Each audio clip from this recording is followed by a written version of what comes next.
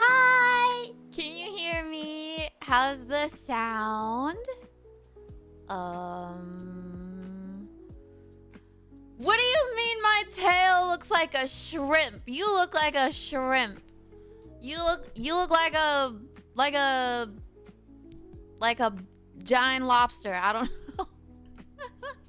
Sound is good. Okay, yeah, thank you. Wait, how's that? I feel like that's better. I feel like I need to be really loud. Do you guys ever just feel like you have to be really, really loud? Like all the time? If I'm not loud, it's not right. It's not correct. Yell it out, yeah! Hi, Redheaded Snake. Hi, Gabe. Hi, Drake. Hi, Arcane. Hi, Electric. Hi, Splat Rose. Hi, Panda. Panda-chan. Panda-chan. Hi, Ken. Hello. Hello, hello. How's it going? Happy Sunday. It's a good day today because I just had Shake Shack. I just had Shake Shack. I had a burger and fries. Cheese fries. It's so good. I feel like I've been eating so healthy lately that like that was like so needed because I don't eat like junk like that very often. I like Shake Shack. It's not like the best. Well, I also don't really eat fast food, period. So like Shake Shack is one of the only fast foods that I will eat. Yeah.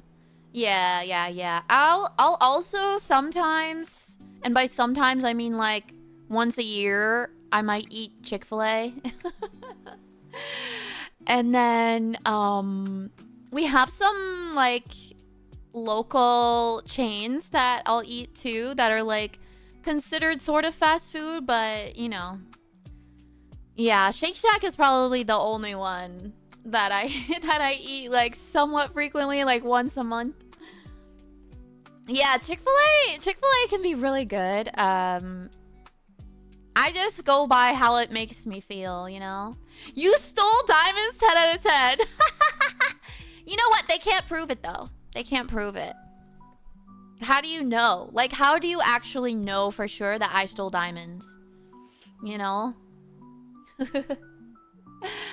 My streamer's online. Yeah! Finally, I'm online again. 2 days in a row. It's crazy. I'll do like 2 or 3 streams in a row and then I'll disappear for a week. Hopefully that doesn't happen this week though. I'm hoping that I'll be live at least 2 more times this week.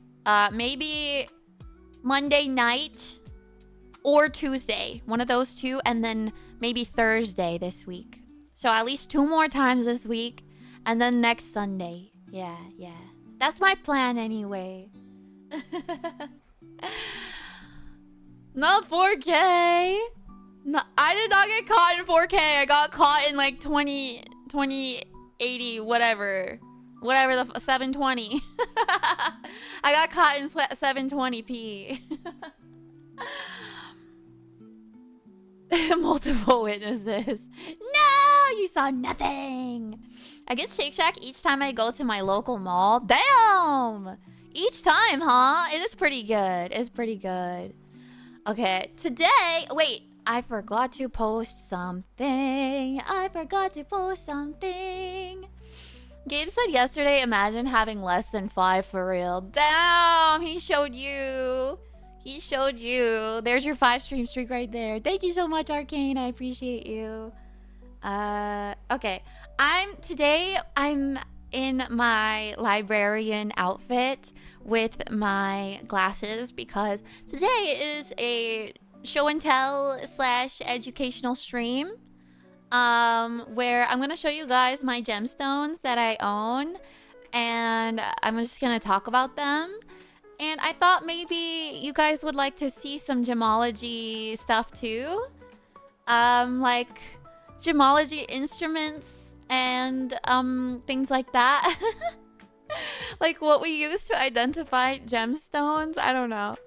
I really like it. I think it's really fun and cool. So I hope you enjoy and that, you know, you learn something or whatever. Hi, Dylan! Gem Dragon, yatta! Yes. Oh, yeah, I fixed my alerts! Did you hear that? Did you hear that? Did you hear that? Did you hear that? Somebody play my roar. You heard? Somebody play my roar. The things I'd do if Nagi were real. You mean Naga? Dun, dun, dun, dun, dun, dun. Roar. Yeah! Thank you! I like that one. Oh, Nagi from Ruri Rocks. Oh, that's so... Yeah, she is crazy hot. Have you guys seen Ruri Rocks? It's like the most nerdiest nerd gemstone anime that came out this season. And the main girl character has like really big boobs for no reason. Like, why is she so stacked like that?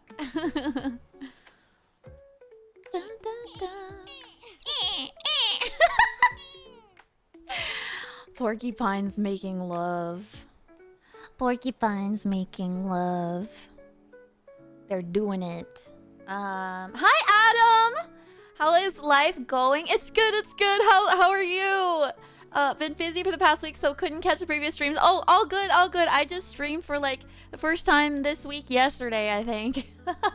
I think I took like a week off. So I hope you're doing good. Adam John. Anne carries a warhammer. She carries a warhammer? What? I didn't even know that.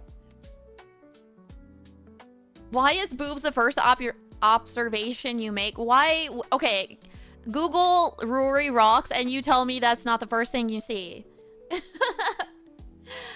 Making what? Making love. Love. Let me send an image to myself. Hold, please. Hold, please.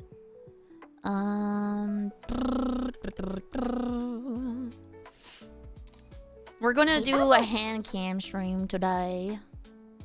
Paper boat. Why is Twitch doing that to you, Drake? I don't know. I don't know how to prevent that. That's very strange. Yeah, Twitch is like really wonky sometimes. They hate me? No, they can't possibly. They can't. They're just stupid, big, meanie dum-dums. Twitch sussy. They're just big, stupid, meanie dum-dums. Also, don't quote me on that, because I also like Twitch at the same time.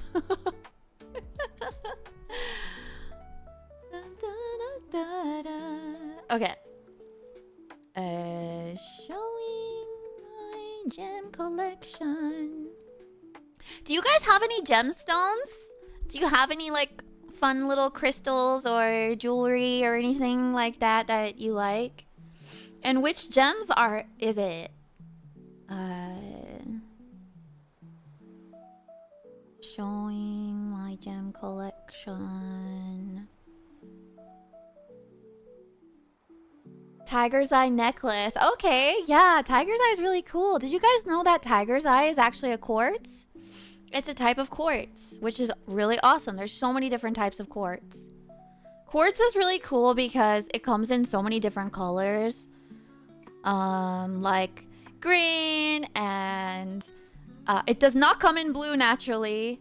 But it comes in pink and purple and yellow and brown and striped. My mom might, I have no idea. I feel like everyone's mom has at least like one really old, like some sort of jewelry. My mom just has her wedding ring, I think.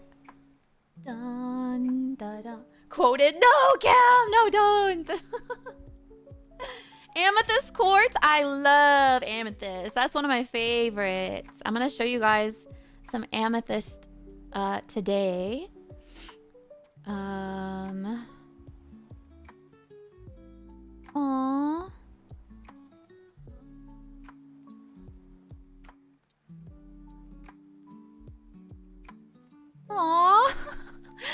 boy just put moss in front of my house in Minecraft. That's so nice. He just added moss to it. That's so awesome. I remember asking you what to look for and you were like, yeah, get what you like. Yeah. That's important when it comes to gemstones. Is just like, just get what you like, you know? Potato! Is this live on TikTok or YouTube? Potato, this is live on YouTube and Twitch. I would like to start streaming on TikTok as well because I think the discovery there is like way better. But yeah, this is on both YouTube and Twitch. So let me line up my chat so I can see both chats at the same time. I hate that like sometimes I'll ignore YouTube comments on the YouTube stream for like, you know, 15-20 minutes and then I'll see them like way later and then I feel really bad. So I'm gonna line them up so I can see them at the same time. Arcane said ignore this. Okay. Hi Serve. Hello. Hi Ollie. Hi. What up? That's weird. You always show up in the chat list when I check anything in mod view, even if she ain't live. Oh wow. Yeah, maybe that's what it is actually. Maybe it's because you're like always having the browser open, so like when I go live, it doesn't register a new session. Dude, I wonder if that is what it is. Maybe sometimes after the stream ends, you'll have to exit out and go back. You know what I mean? Like, that could totally be something. Hi, Steven! Hi! How are you? I hope you're good. We have to play games soon. We miss you, bro. Or it registers you as a bot account. Yeah, dude, that's something that's happening a lot with like smaller streamers and stuff. Like I read this on Twitter, so I don't know how accurate this is because Twitter is constantly outraged about something, so I have no idea if this is real. But apparently they're like cracking down on like bot accounts that are like people are like using to like boost their streams or something, and like they actually might consider a real person as a bot based on their behavior. It's crazy. I don't know if that's true. So take it with a grain of salt. Yeah, Yuza-chan! Thank you so much for the 39 months. Thank you. Arigato. Absolutely, that's not happening anywhere or everywhere. That's not happening. People are like, there are so many bots. I think the last estimate for bots on the entire internet was like 80% of all activity on the internet is bots. So like only like 20% of the activity you see online is actual humans. You work until midnight? That means we can play games at 9 p.m. At 9 p.m. That's the time. I don't play Minecraft, but if y'all want to play anything else, I'm down. Probably next week, though. Next week is perfect. So next week, as in this week, right? This week? Because there's going to be a new peak update we should play. I'm also always down for Marvel, because you're the only one who ever wants to play Marvel. I still like that game, to be honest. But nobody else does. We should play Peak? Me bot, me robot. I was just playing a bit earlier. Oh, Peak, yeah, that's so fun. It's so fun. There's the new biome is coming out tomorrow, so yeah, we gotta get on that. By the way, did you know that the various colors of quartz are formed due to having various kinds of impurities in them? Yes, I did. A perfect showcase of nature on the beauty of imperfections. I love that so much, Adam. And I love that you even said that. Oh, Drake, I just read your message too. That's a bummer. Yeah, I don't know what it is then. That's so interesting. But yeah, I love that you said that because yes, like aventurine is literally caused by mica inclusions, and that's what causes the quartz to be green. And I just love that. I love that so much. And also, it's like it's not even just inclusions that can cause like the different colors in gemstones, not just quartz, but like in all gemstones. Sometimes it's like the presence of iron, and then when you heat it up to a certain degree, it will cause the color to change. So that's why you see like a lot of sapphires or something will say that they're heat treated. That's just like moving nature along and causing what was already in the stone to sort of like present itself as a new color, which I think is so cool. It's so cool. And they're stable treatments, so it's not like it's fake, you know? Some people will be like, "Oh, is your citrine treated?" It's like, "Yeah, it was heat treated, bro. It's still citrine. Citrine is a yellow quartz." You have to Google Nagi Ruri rocks. The anime screenshots are wild. Oh, I'm okay. I'm okay. I'll just watch the show. Did you hide my bricks? Yeah, I built a house with it. You can't have it. You can't have it. It's my house now. Did you know rocks are hard as hell? So there's this thing called the Mohs scale. And that is like how soft and hard rocks are. And like, for example, quartz is, I believe, a 7 on the Mohs scale. And I think your nails are maybe like a 6 point something on the Mohs scale. So it's a little softer than quartz or something like that. I forget. But yeah, and then there's like things that are like 9 on the Mohs scale, which is corundum, aka sapphire and ruby, is a 9 on the Mohs scale. And then diamond is a 10 on the Mohs scale. It's not really like a linear thing either, because a 9, okay, I'll show you guys. Hand cam stream, hand cam time. Okay, let's first see that there's no like, okay. I think I fixed my lagging problem on this. But so if let's say like a quartz is right here on the Mohs scale, right? A 9 would be like this is like a graph. So a 9 would be like up here. And then a 10 on the Mohs scale would be like whoosh all the way up here. It's like crazy. Yeah, I got curves to it, like really crazy curves. So like this is like a 1. This is like a 1 on the Mohs scale, which is super soft. And then here's like a 2, a 3, a 4, a 5, 6, 7, 8, 9. And then 10 would be like all the way up here. 10 is a diamond. 10 is like the hardest thing on this planet. Parabolic? I don't know what that means. I don't know big words. That's a big word. Parabolic. Hi, Anjaruchi! Anya! Anya! Oh god, I'm early for stream once. Yay, Yasin! Hi, Balvin! Hi, hi! How are you? Long time no see. Did you know that rocks and sand are the most effective naturally occurring water purifier? I did know that, actually. Like, if you guys look at like water purifiers and stuff, it will be like just a bunch of like rocks inside and like different materials. Hold on, let me hydrate. Manya! Anya!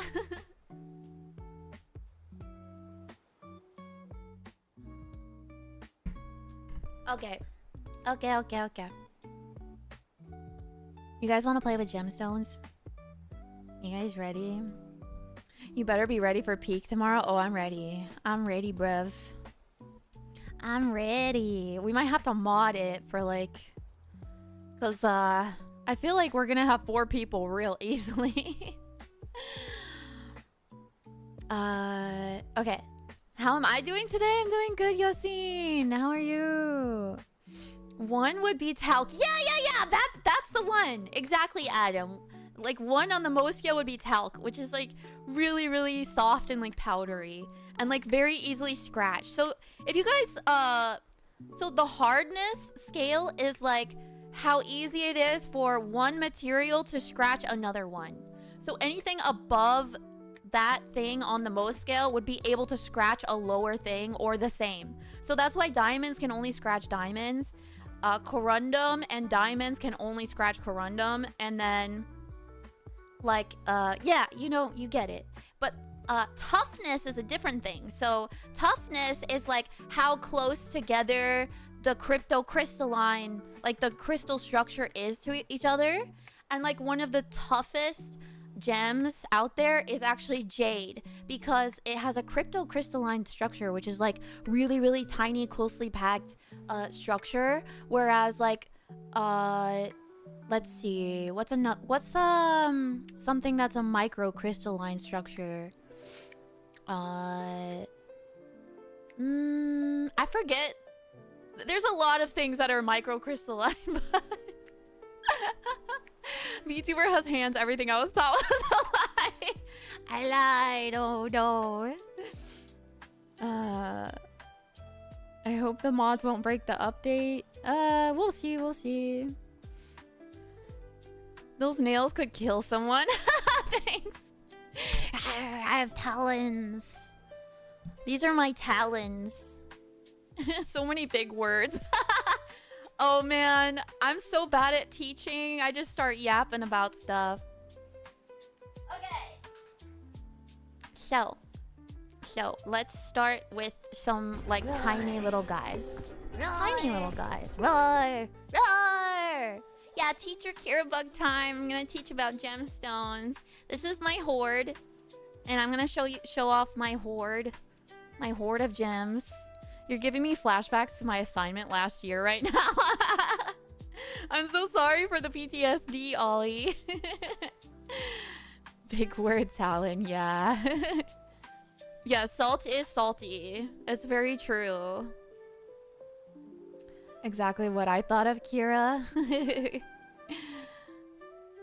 Your immersion is broken. Don't worry, Bobbin. We'll let you know. Maybe I will let you know. Hi, Polly! Is this a Gem Knight deck profile? Pretty much. Yeah, pretty much. We're gonna talk about sapphires. This is my sapphire. On my finger. Here. I can show you guys sort of closer. Let me see. Bobbin, that's usually when we play. Let's see. How do I show this? Let's do like maybe like this. Diffuse light. Ah! I don't want to blind you. This is my sapphire. It's very pretty. And I love her so much. I'm gonna have to figure out like where the camera is, because I don't know. I suck at this. The FTK profile, yeah. Yeah, this is no, this isn't school. This is like a hobby show, okay? This is a hobby show. This is just hobbies. Don't worry. Yeah, so these are my 4 little sapphires. Oh, this is awful lighting. I apologize. These are my little guys. Oh god. Anyway, just see him from far away, cause yeah, this is a show and tell. Okay, heat treated is assumed for these because they're very vibrant and small. The fact that they were even cut this small kind of goes to show that they were like most definitely heat treated. And these are all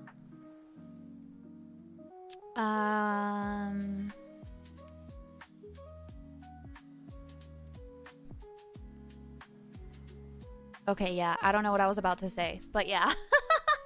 Hi, Okitono! Hello! Welcome, welcome. Pull up your own stream, Nani? It is on. I have my OBS on. Don't worry, I got it. Teaching is easy. Have a person do it and then explain why it didn't work. No, you just teach stuff. Yeah. You have any fun blurple gems? Like purple? Purple gems do exist. I actually do have a crystal that I could show you, but it's not... Well, actually, no, I have some amethyst. Okay, I'm gonna show you guys my ametrine. So this is a citrine and amethyst gem. And like a lot of people think that citrine and amethyst are like two different gemstones. They are not. They're the same. They're just different colors. This is really hard to show you. So I'm doing this on a gray background because it's more neutral and like you can see the color a little bit better. This is like the cloth that we use in gem school. This is, see how this says GIA? That's where I went to school. And so yeah, but this is like a cute little ametrine and it's, the color is just so gorgeous. And yeah, so basically amethyst and citrine are purple and yellow quartz. I am so bad at picking up gemstones with these now. I used to be so good at this. But you can see this is like, this is the bottom of it. So you're looking at it through the bottom. But gemstones are cut so that you look at them through the top. And they're cut in ways that like make the light shine in a certain way. So this is the top. You can see the table is flat and like the sides are like cut in a unique way. Ah, I dropped it.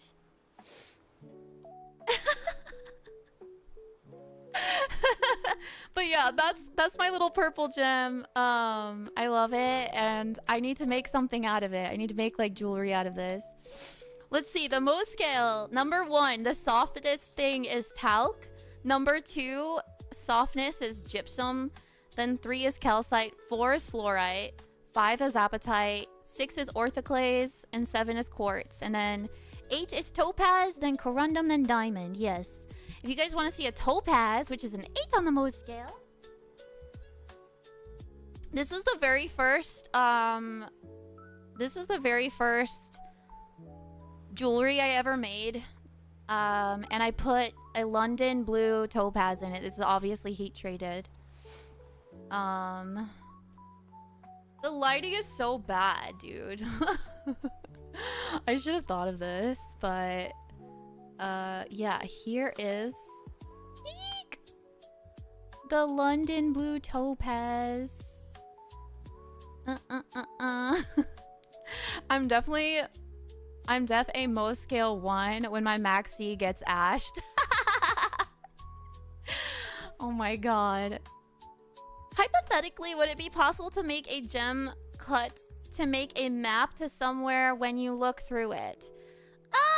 Probably. I'm not like a master gem cutter or anything, but you can probably find someone who is. But yeah, this is my little London blue topaz, and that's the first ring I ever made. It's solid gold. I was really proud of it. Do I sell it? No, I don't sell it. I couldn't find a way to make jewelry that was affordable for other people because it cost me a lot to make it. So if I wanted to make any money off of it at all, it had to be like way too expensive and like no one's willing to pay that. The only reason that other jewelry like designers or companies can make them affordable is because they have enough capital to put behind bulk casting, and then they pay a different price per piece than if you were to just do one at a time or like pre-orders or something like that. And also a lot of the time I've spoken to like jewelry designers slash jewelry stores, and they're all like either they get really lucky from their circumstances, or they have a family background in the gem and jewelry industry. So I was like, well, fuck. Like, I don't know. I can't do it. It doesn't make any sense. And tariffs now will crush you. Well, I mean, most jewelry... Well, a lot of jewelry is actually made, like, wherever you are. So, like, there's a lot of ways to get jewelry made from, like, whatever city you're in. But yeah, the gemstones definitely come from all over the world. Because that's just the nature of gemstones, right? Like, they come from everywhere. Hurrah to Geo Nerds! Yatta! Yes, I love it so much. Let's see, did I miss anything? So it's possible I know what I'm doing on my will. Yeah, I actually know a few gem cutters. But yeah, they're expensive. That would be really expensive to do, trust me, because you're gonna need like a master gem cutter, and they are not cheap. They are not cheap. I'm stupid. What do you call stone collecting? Gem collecting, maybe? Rock collecting? It depends on the stones. What's the difference between a crystal and a gem? A crystal, when people say crystals, they mainly mean like rough cut, polished gems that are not made for jewelry. So like, you guys know when you walk into a crystal shop and, or like, you know, any kind of like woo-woo whatever, they'll have like gemstones that are like just tumbled and or polished or whatever. And they'll be like not super expensive. Some of them can be pretty expensive, but they're not like super duper expensive. Yeah, shiny rock stash. It's not a boulder, it's a rock. Yeah. I drive my rocks around and deliver pizza. Let me show you actually one of my crystals, okay? Crystals really just mean like, I mean, crystal in general just means crystal. Like, it's like usually like quartz or something like that. It has a crystalline structure. But when people say crystals, they usually mean like tumbled rocks. So let me go show you some of my tumbled rocks.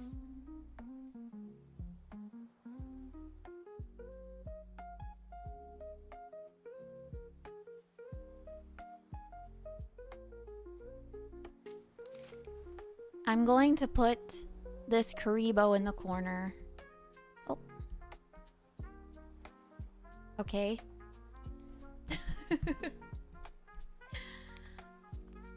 This is my Karibo. Everybody say hi to Karibo. Everyone say hi to Karibo. He deserves it. And he doesn't talk to people very often. Lizard, lizard, lizard, lizard, lizard, lizard, lizard, lizard, lizard. Yes! Yeah, I love that. I love that that sound. Hi, kitty. Hello, hello. Electric, I told you to stop doing that. Like 3 times or 4 times. Stop it. Okay, so this is like a tumbled gemstone, and this is God, what is this called again? It's like the granny hair silver inclusions. I wish this had like a good like zoom thingy. Not here, you're not, bro. What is this called?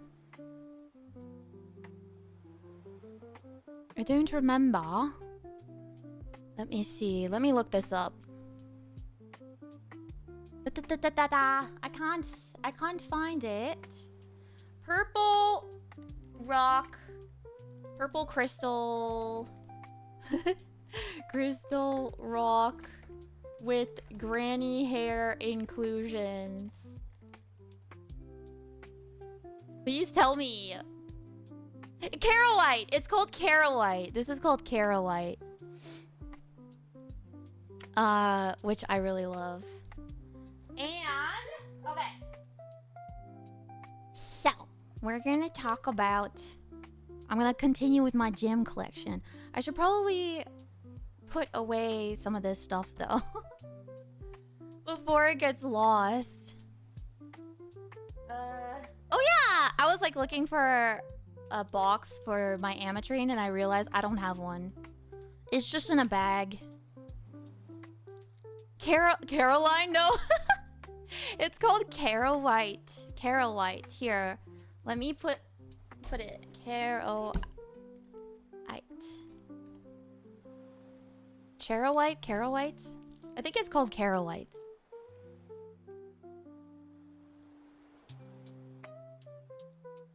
Here is some more London Blue Topaz. Me too, Brittany! Me too! Hi, welcome!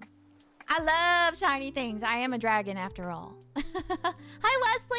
Hi, welcome! What up, what up? Bud Light? No, no. This is not a beer. Ew.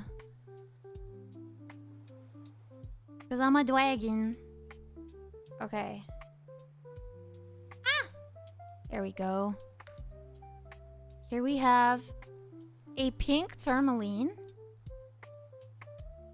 Let's see. What's the best zoom that it has, or focus that it has? This is my favorite gem that I have besides my wedding ring. This comes from the Himalayan mines in San Diego, which I think is really cool. And I've actually been to those mines before. And this one is really cool because it's gorgeous, number one. But it was donated from the owner of the Himalayan mine in San Diego. And I won it in an auction.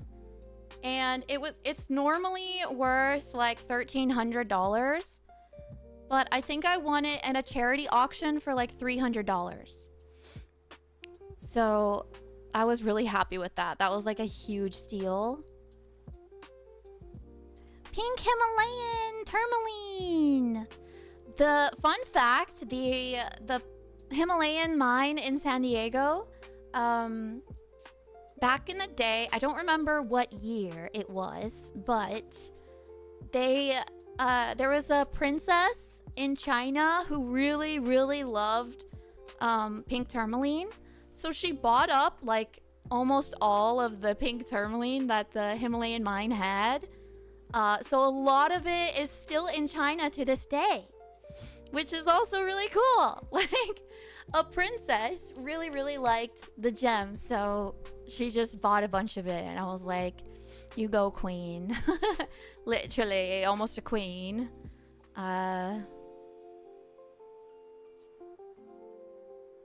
We do eat iron. Yeah, that's true.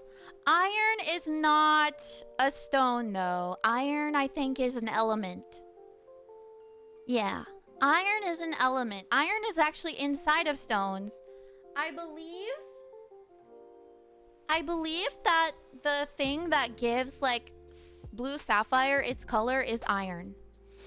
I could be wrong, but I believe there's iron in blue sapphire.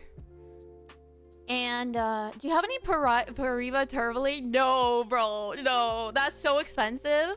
So Pariva tourmaline is like one of the most expensive colored gems on this planet. That and like probably, I want to say alexandrite. Alexandrite is really, it's honestly one of my favorite stones. It's so gorgeous. Alexandrite changes colors, and it changes from like a bluish green to a red depending on the lighting that you're in. Yeah, alexandrite's so pretty. I love it so much. But yeah, Pariba is like really, really rare, and it's especially rare to get in like a significant size. Like a Pariba tourmaline like this size would be, oh gosh, like tens of thousands of dollars. And I believe it's only from South America, like Brazil, I want to say. Hi Umbra! Your ring is super cute. Thank you, Wesley. Thank you, thank you. I love it. He did good. He did very good. But yeah, no, iron and zinc is both an element that can be in rocks, but is not a gemstone. It's not a stone.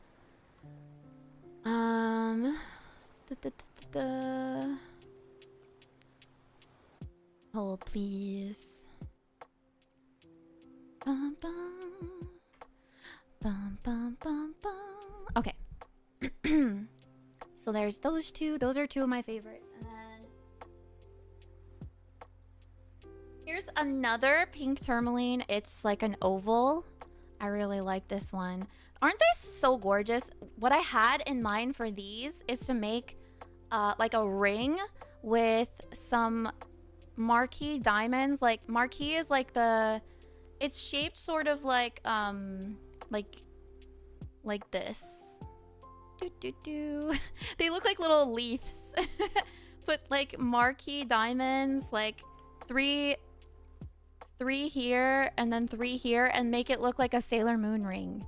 That's kind of like, yeah, like a football. Yeah. Like a pointy football, or like a teardrop. Yeah, not a teardrop actually, because teardrops are like thicker at the bottom.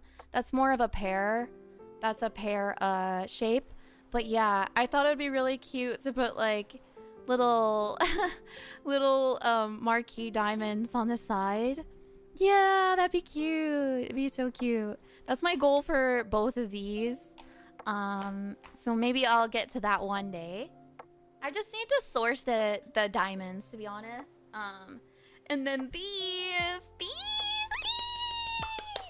I really love these gems because, okay, so this is a Mexican fire opal, and then this is a Mexican opal as well. But this one in particular, let me show you. Thank you, Dylan. Thank you. Have you ever worked for Jewelry Television? No. Never worked for jewelry. No, never.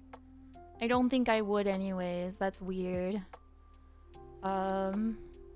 Okay, so I hope you can kind of see it on here, but like this is really hazy.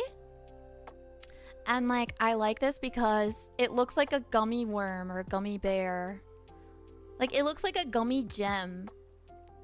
Do you kind of see like the haziness in it? And it makes me want to eat this. It just looks so delicious. Looks mango flavored. Yeah, exactly. Like it looks like mango or orange flavored something, and like it just makes me really hungry. It makes me thirsty actually. I can't explain it, but looking at this makes me thirsty. It makes me feel like I just ate a bunch of candy and like baguette gem cut? No, it's called a cushion cut. I think what you're thinking about is a cushion cut. Ah!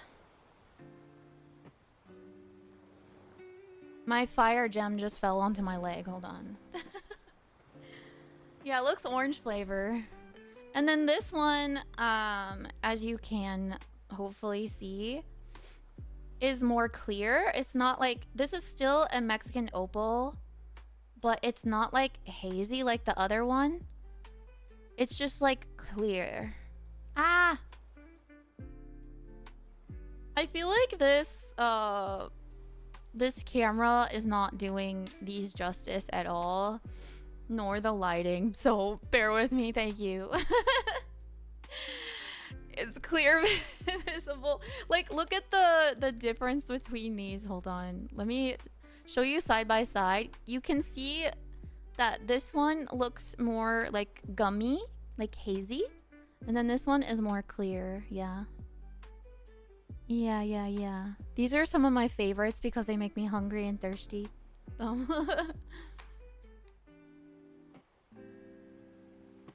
Oh, this is a 2.49 centimeter.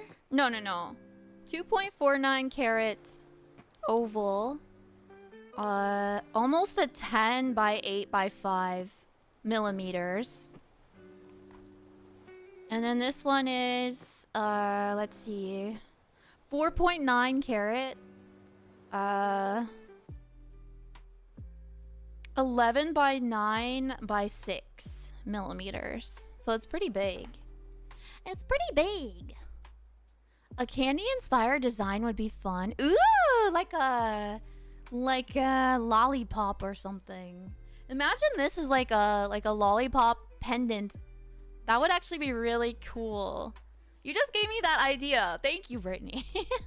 That'd be so cool. Like a lollipop like necklace, you know?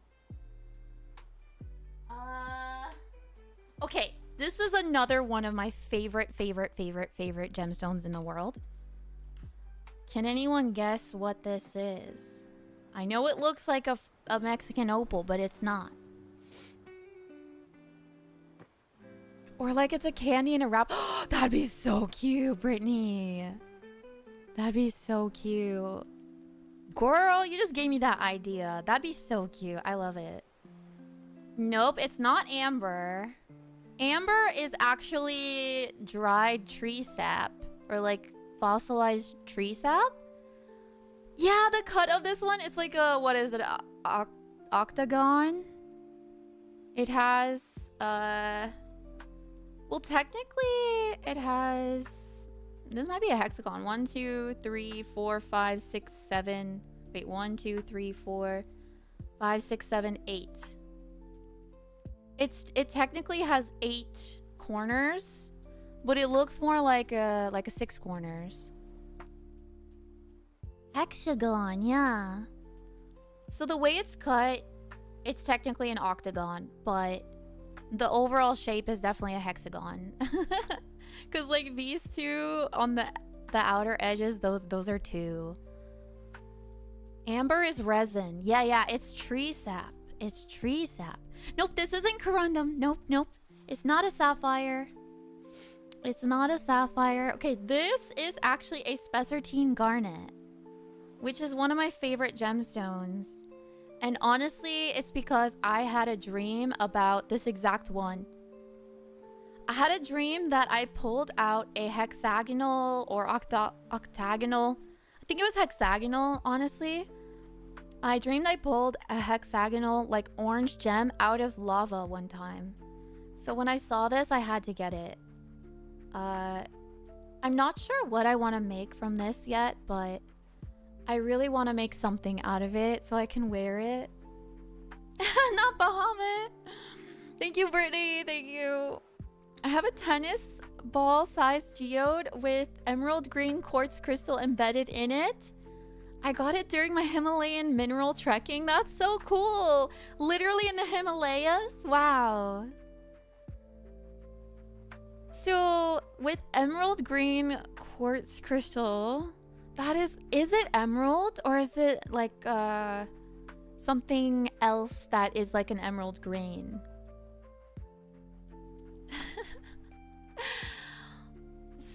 Spencer T. Garnet. No, it's called, okay, I'll spell it out for you guys. Spessartine garnet. Like that. Spessartine. Yeah. You really are a dragon. That has to be the center of a necklace or a huge ring. Yeah. Elaborate dragon jewelry. Yeah. I used to make some dragon inspired jewelry. But I definitely want to make something dragon related with this too. Oh yeah, like I wanted something actually lava related for this. Like maybe put it like, you know, like maybe in a pendant, and have like the surrounding metal be sort of like abstract like lava shaped.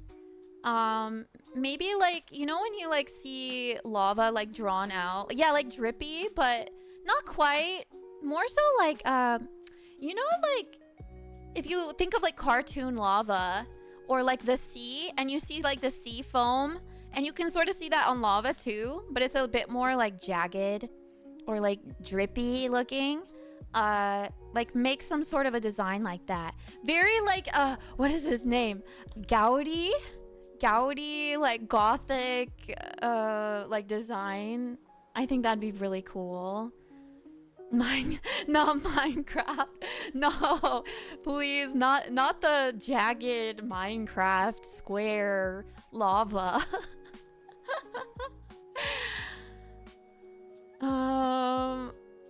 Searching Spessartine, the first results that show up have price tags in the 9,000s and they are tiny. Yeah, this is $550, and this came from a supplier that supplies like wholesale.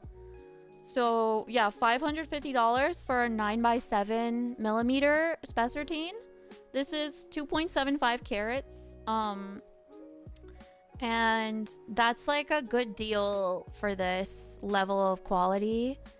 I went to a jewelry store not that long ago, and I saw like a Spessartine garnet ring, and I thought it was beautiful. Like, I really, really loved it, but I looked at the price tag and I was like, ooh, I could make that.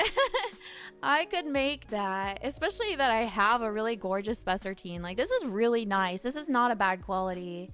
This is like, if you were to make a gorgeous ring out of this, it could go for like, you know, I don't know, maybe $5,000-$6,000, something like that. I don't know the $9,000 range that you're looking at on Google, but I think you could probably find it for less. That's just sort of like a lot for that, I think. What if you made like a choker with that in the middle? Oh yeah, that'd be so cute. With like lava inspired gothic like design around it. Dude, that'd be so amazing. Kind of like the choker that I'm wearing. But with this in the middle, yeah, that'd be really cool. They were 12.5 what? 12.5 millimeters or carats? Because 12.5 carats is massive. It's green colored quartz because of chlorite inclusion. To be honest, if it was emerald the size of the tennis ball, I would be rich by now. Yeah. Oh, I thought you meant it was like a geode with like a bunch of quartz in it, with like little bits of like emerald green color in it. That's kind of what I pictured, like smaller versions. But yeah, no, emerald is really, really expensive. Like, even if you find... So I have like these are watermelon tourmalines, characterized by the pink and green. You can't see it because they're very small. Oh, actually I have a bigger one. Right here. This is like a really cute watermelon tourmaline. 12.5 carats. Wow, that's really heavy. Yeah, no, that's not tiny, bro. That's really big. So yeah, those, in that case, the price point makes sense for those. But yeah, this is my little watermelon tourmaline guy. I really wanted to make him into a pendant. Like, kind of like a drop pendant with the green at the bottom. I thought that would be really cute. I love this little guy. He's a little pillar. Little caterpillar. I love him. But yeah, if you were to find even an emerald, like a real proper emerald, even of this size, it would be fucking expensive. That's how expensive emeralds are. Like, out of the big three, so there's diamonds, and then there's something called the big three gems, and that consists of sapphire, ruby, and emerald. Sapphire and ruby are the same gemstone technically, just one is blue and one is red. But ruby is more expensive than sapphire generally because they're more rare. They are just less abundant, and also a lot of like really high quality emeralds came from the country used to be called Myanmar, and there was like a lot of unrest and stuff there, so it's like hard to do anything with that. So like that also racked up the price of those. Hi Sato, hi, welcome in. I love emeralds so much. Yeah. And so emeralds are the most expensive out of the three, like per carat usually, because number one, it's hard to find emeralds that are large. It's easier to find sapphires and rubies that are large, although large rubies can go for millions of dollars. I once held a $3 million ruby in my fucking palm of my hand, and that thing was pretty big. And it's so funny when you know people in the gem and jewelry industry. Like I knew a girl at my school. She inherited a Colombian mine from her grandfather, so she fucking owns a Colombian mine of emeralds. And then I knew a guy who like deals with a lot of the Sri Lankan sapphires. He's Sri Lankan, and like pretty much owns like 80% of like the sapphires going in and out of Sri Lanka.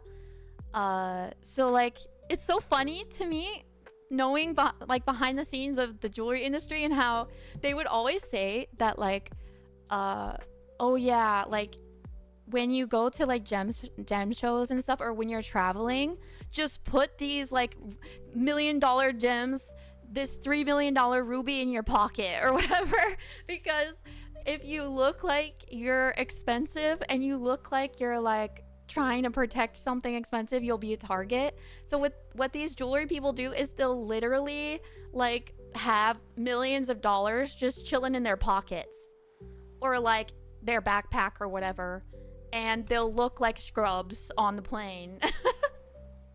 It's really amazing. You'll never know. Yeah, a whole Colombian mine. Yeah. I also went to school with like the daughter of basically the Jeff Bezos of the jewelry industry. I went to school with his daughter. I went to school with a lot of people where I was like, it really opened up my world to like all the possibilities out there. I come from such a small like world that I didn't even know the jewelry industry was a thing. It wasn't on my radar because I never thought about like purchasing any jewelry because I grew up poor. Like it just wasn't on my radar, you know? Hi Ty! Thank you so much for the follow! Thank you! Why didn't that alert come on? That should have alerted me. But thank you so much for the follow. Welcome to the cave. Arigato. I have a ruby in my pocket. No big deal. Yeah, like $3 million rubies. I remember reading about a young girl who went on a dig and found a $2 million emerald. Yeah, see, that's crazy. And what's wild is like the emerald probably wasn't even that big compared to other gemstones. But because it's so rare to find an emerald that is large, they go for a premium when they're large like that. And also, it's because, so emerald is just the dark green variety of beryl.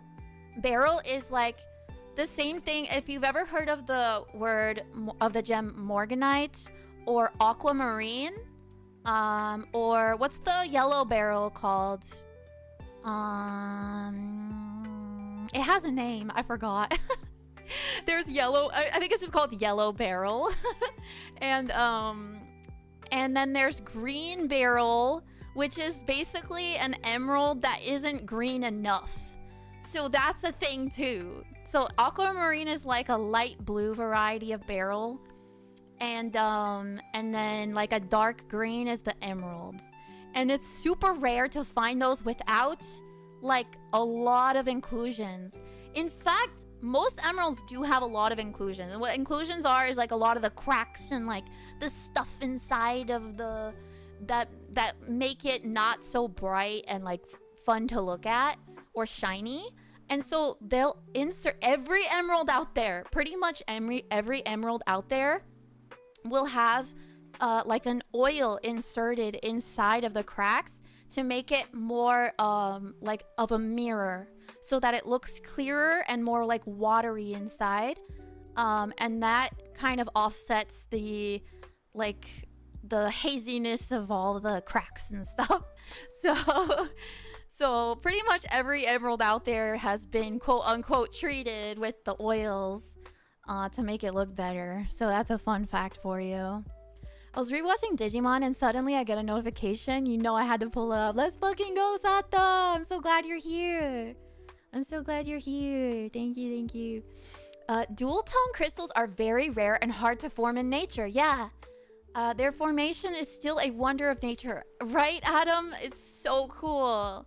It's so cool. That's why, like, freaking watermelon tourmaline and ametrine is so cool to me. It just means that, like, let's see. Where's my ametrine? Did I misplace my ametrine? Oh. It just means that, like, literally at some point during formation, so like, let's say the purple is caused by a certain type of mineral and heat, right? And then at some point, the atmosphere of the conditions changed in the formation, as well as the atmosphere being like the conditions being the heat, the amount of heat, and like the minerals present. So like it was like this for a while, and then something changed, and it turned into citrine, and it like that's so cool. How is that not so cool? I love it. I love it. Panda says oil inside of cracks. Yeah. Well, when you put it like that, gosh, goodness gracious. That's why you're not supposed to get them wet, right? Yes, Brittany, because you want to preserve the oil as much as possible in emeralds. And like also it's not good to get them too hot either, like if you have an emerald, because the oil can start seeping out, and then you have to go and get it like re-oiled, if that makes sense. Yeah, I love my ametrine. You know what I wanted to make with this? I wanted to make like a pendant with like white gold. So white gold, and it like goes all the way around, but on the sides it like has like, it's hard to explain, like little buttons, almost like looking like a TV screen, if you, or like a controller of some kind. I don't know. I drew up some designs for it, and it looked really cool, but it's hard to describe actually. Yeah, like a bezel, but like it goes out on the sides and has sort of like a design, and like on the corners will be how do I explain this? Like corners like cut off, and then straight, and then another cut off corner. So like little little edges. And it'll be kind of like 3D. I don't know. It's hard to describe, but yeah, I have some designs drawn up of that. I just need to like actually go into my CAD programs and do it. But what stops me from making like a lot of designs with gemstones is you have to get the measurements really close to right, so that when the casting happens and then you get a jeweler to actually set the stone, that the casting is proper for the stone. So like you literally have to, I don't have a device. They have devices that can scan stones and then insert it into the CAD programs for you, so you don't even have to measure it. But bitch, I don't have one of those. So I have to take my little millimeter fucking like measuring thing and like hope and pray that it's correct. And gems are not always perfectly cut. So if like one corner is like, you know, however large, then the other corner might not be. Like it's it's crazy. Yeah. A Nintendo Switch necklace. Yeah. Pretty much. But like that wasn't what I had in mind. Like I didn't think like, oh, this is gonna look like a Nintendo Switch or a TV or a controller, but it kind of looked that way a little bit. Oh, also, like in my design, I wanted something, so like a bezel, right? And then, but it pops out to the point where I can make, like a part of the metal go over the, like, 2 corners. So it goes like in front of the ametrine. And I think that would be really cool. Yo, Brittany! Simo, thank you for the sub! Thank you! Welcome to the bookworms!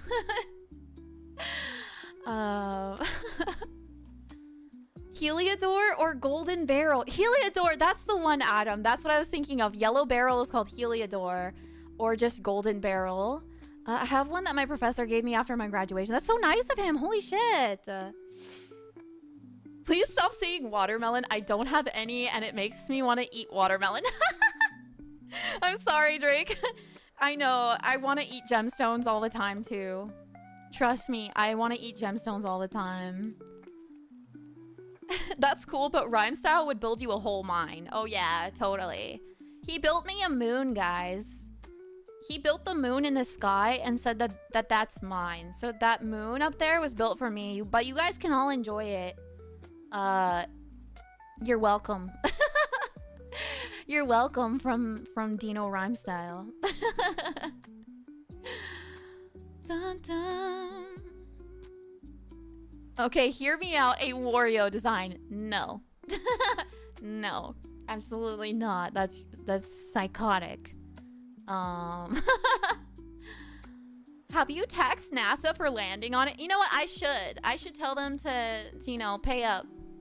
Pay up for landing on my moon, bro.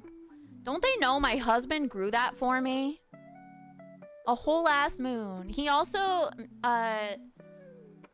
planted all the flowers that he's ever given me and nurtured and watered them and fed them, and then he picked them and put them in bouquets. And then they showed up at my door. That's crazy. I swore I built that moon for my girl, though. No, I'm pretty sure that was my husband. My husbando. Unless you guys, like, work together. You might have worked on it. He might have had a little bit of help from you. It could have been a joint effort. I don't know, you tell me. Karibo turned around. Uh-oh, here's Karibo again. He's watching over my gemstones so they don't get stolen.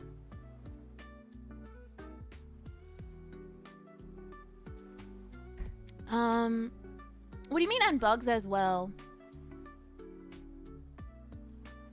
He does the restorations for the British Crown. Rhyme has level 80 crafting. He can jewel them stones. For sure, for sure. He can do anything. Sato says edging, oiled up, oil the cracks, insert it. Out of context, this is crazy. I promise I have no sus intentions whatsoever. I promise I'm just talking about gemstones, guys. Here, after Levi filed it and reported that he got robbed by a dragon. It wasn't me. It was not me. I'm not said dragon. I would never rob my friends of any of their diamonds or lapis or gold. See, I have my own lapis. Watch. I have my own lapis. Why would I steal Levi's lapis, guys? Tell me why. No, it doesn't sound like something a dragon would do. I don't think dragons would do that. I know a lot of dragons. AKA me. And I don't think that's something that sounds like me. Do you have redstone? No. No. But I have lapis. See, this is my own lapis. Why would I steal from my friend? Look at that.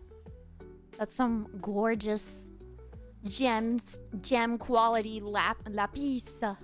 These are some cabochons. I wanted to make... I actually bought these because I wanted to make these into dragon eyes. Like dragon eye pendants. Oh, and also this one. If you click on that short, no you didn't. If you see what's on that short, no you didn't. See, Gabe, you get me. You get me. Why would I steal from my friends? Yeah, why?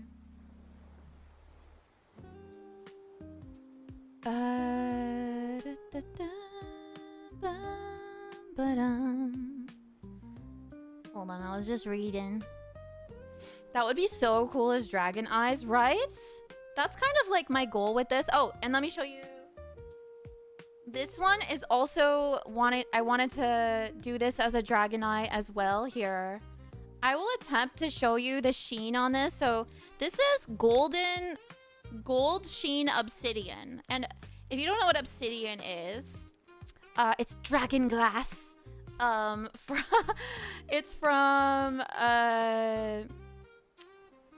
It's like from lava, and it's like, it's just glass. It's just black glass.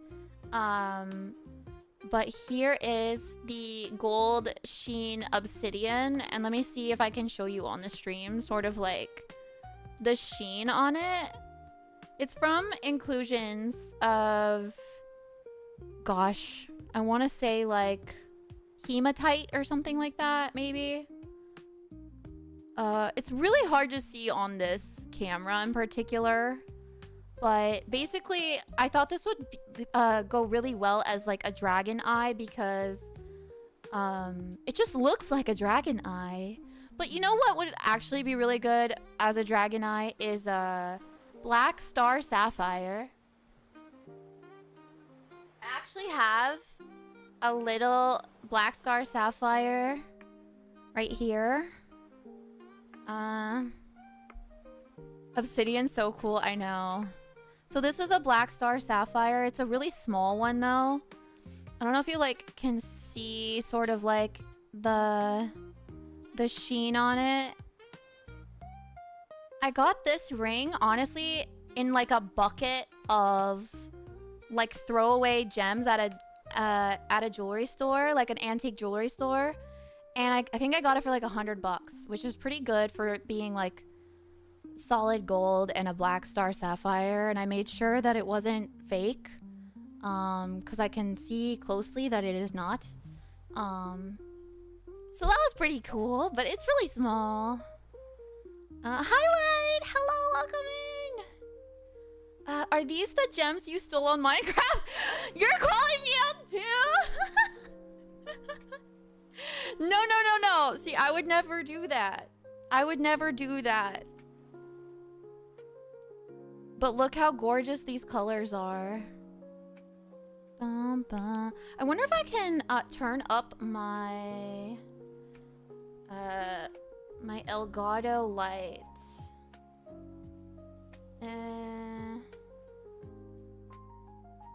It's called Elgato Control Center. Bum, bum, bum. No accessories found, my ass.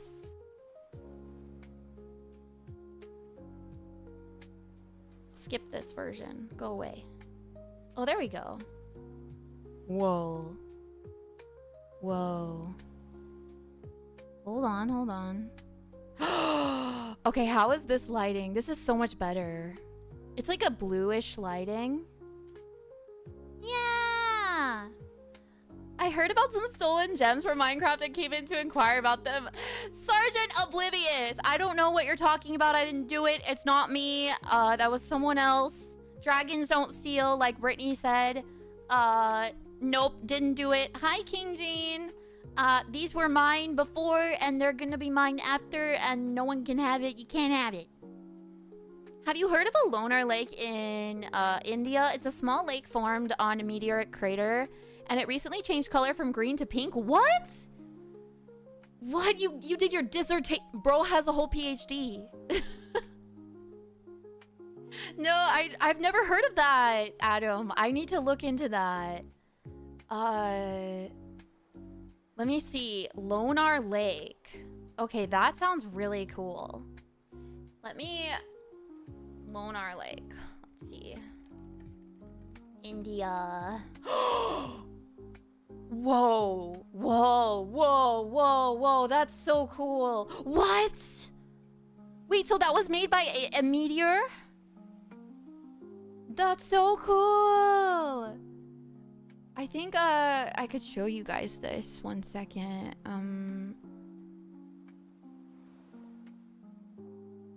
Let's see. You guys see that? Look how cool that is. It turned pink. That's amazing. Thank you for sharing that with me. That's so cool. Let me see. Okay. Lunar Lake sounds like a name in a Zelda game. Yeah, it does. It really does. So true. What about Smaug from the Hobbit series? He did technically claim the dwarves, gems, and gold. Yeah, but that was his at that point. You gonna tell a dragon no? That was Smaug's stuff. What are you gonna say to him? You know? If you want to steal it back, okay, fine. But like, it's still his. Can I have it? No, you can't have it. I just remembered I have a large chunk of quartz I've been meaning to make into a pendant for the last 10 years. How do I do that? You can potentially...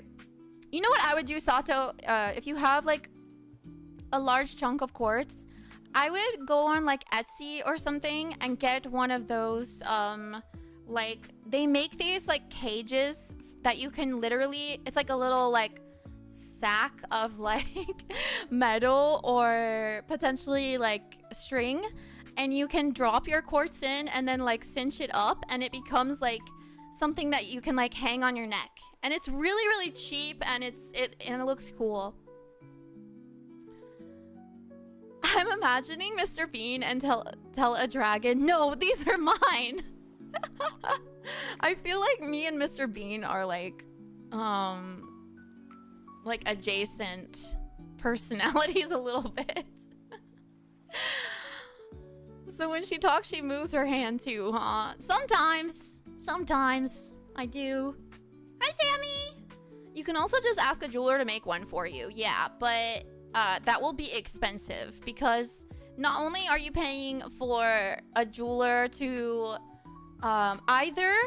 this is what a jeweler does, okay? If they're actually designing the jewelry, which a lot of jewelers don't necessarily design the jewelry, they just like set stones and polish like rough pieces and stuff like that. But if they're also a designer, they are either using a CAD program, which costs money and time and expertise, and then, or two, they're carving straight from wax, and then casting it from that wax that they carved by hand. So either way, you're gonna pay a lot more. I know some don't charge much if you include the jewel. Yeah, it depends on what you need and how complicated it is, for sure. But like, let's say you just need a stone set. Like, that's gonna cost you anywhere from 30... This was back in the day. It's probably more now. Anywhere from like $30 to $80 just to set a stone in something that's already made. How do you typically source stones? I'm looking for another reason to be financially irresponsible. Fuck yeah, Brittany, let's go. It's definitely one of my hobbies. It's difficult. It's difficult. It's messy. The world of gems and jewelry is a crazy, crazy place. This is what I found out through just being in the industry and knowing people in the industry. And I'm talking people from all walks of life. Like, people like me who just got started in it without knowing anything. And then there's like people who are nepo babies who like inherited their like parents and grandparents great grandparents like business. And then there's people who own those fucking sources that I know, and there's people who like trade like super high end, or like they literally travel around the world to like source gemstones themselves straight from the source. And I can tell you, it is fucking messy out there. It is messy. But there are some places that you can go to like really get stones that are sourced, in my opinion, ethically. I think one of them is called Artinian Gems. He's a guy who lives in San Diego. He does a lot of work in Africa, especially Mozambique. And he does like a lot of like I don't know how to say it, like a lot of like ethical like work there and stuff. And he calls out a lot of people in the industry too, which I think is really cool. And then I know a guy who travels like crazy and like sources them from like places like Thailand and let's see, like different places in Africa. He's like in Kenya right now, and he like goes there just as like a guy, and like he knows a lot of people in the jewelry industry and gets. That's where I actually got my sapphires. Hold on. It's not always the best quality, but you know it's like ethically sourced, which is nice. I got this sapphire from him. This is technically a star sapphire, but it's kind of like it's a unique piece for sure. It's not like the most high quality, but I'm happy like where I got it. Another day we are sad not to be nepo babies. I know, agent. If only I was a nepo baby. I want to be a nepo baby. They don't know how lucky they are. I can't open this. Anyways, it's been here for a while. But I wanted to make this into a dragon eye as well, because this is a star blue sapphire. And then I have, this is one of my favorite gems. Shut up, Sammy! Yeah, ethically sourced, but he does, like, Artinian Gems does, like, a lot of, would you call it philanthropy? I don't know if you'd call it philanthropy. He does a lot of education there, and like he does a lot of like calling out of people in the industry who like exploit people or simply lie. Like there's so much lying in the jewelry industry, it's actually wild. I had a friend, so one of my friends in my class, okay? So, okay, I'll show you. When I was in school, I did something called gem identification. I don't know if you can read that. Gem identification. This is a really big manual. This is my manual for gem identification. And we would have lectures, right? And just to let you know, GIA is like the like headquarters of the most prestigious gemological institute in the world. Like they're like pretty high regarded generally. Okay, and we would get lectures of like, here's how you can tell if like a sapphire or like whatever has gone untreated, and they grade. So you guys know PSA, BGS, stuff like that grades cards. Well, GIA grades gemstones and diamonds, and they're like the most expensive, prestigious like certification you can have. Yeah, it's literally PSA BGS exactly. But like they will identify if your gemstone is like treated in any way. And so one of my friends goes, yeah, so we've sent, like, we as in my family who owns a shit ton of high-end gems, okay? He was like, we've sent a lot of gemstones, like giant, like big multi-million dollar gemstones to GIA before, and we know for a fact they're treated because we fucking treated them. He'd be like, we slow heated them in like a particular way so that it would bring out like the color like really slowly. And so they basically mimicked a real life earthly process, which I think is fine personally. I think that's great. But they would send it into GIA and it would come back as being untreated. And they're like, okay, well, they didn't catch that. So it's not completely foolproof, but there are ways to see if something is treated for sure. But there's definitely stuff out there where like they treat it and then like you just can't tell. Like there's no physical way you can possibly tell. There's no test you can run. There's nothing. So that's kind of crazy. No disrespect, but you got stereotypical aunt hands. Aunt hands. Yeah, I'm big auntie.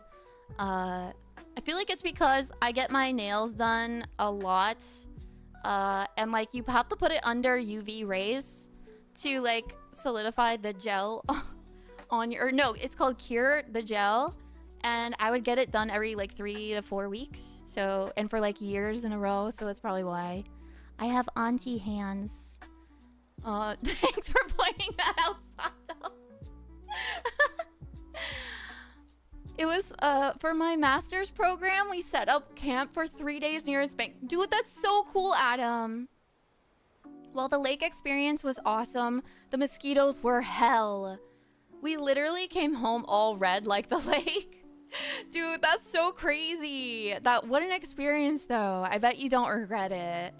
Are you going to make a gem labubu? Hell no. No, absolutely not. I'm not interested. Imagine a gem labubu. I'm okay, honestly. You could go find a dwarf and ask them to embrace their ancestors and make you something fashionable. Yeah. We'll probably go over real well. Totally. I bet you, yeah, they would be happy to help you out with your gem needs. Dwarves love gems because they live inside of mountains where the gems go. So where the gems are found.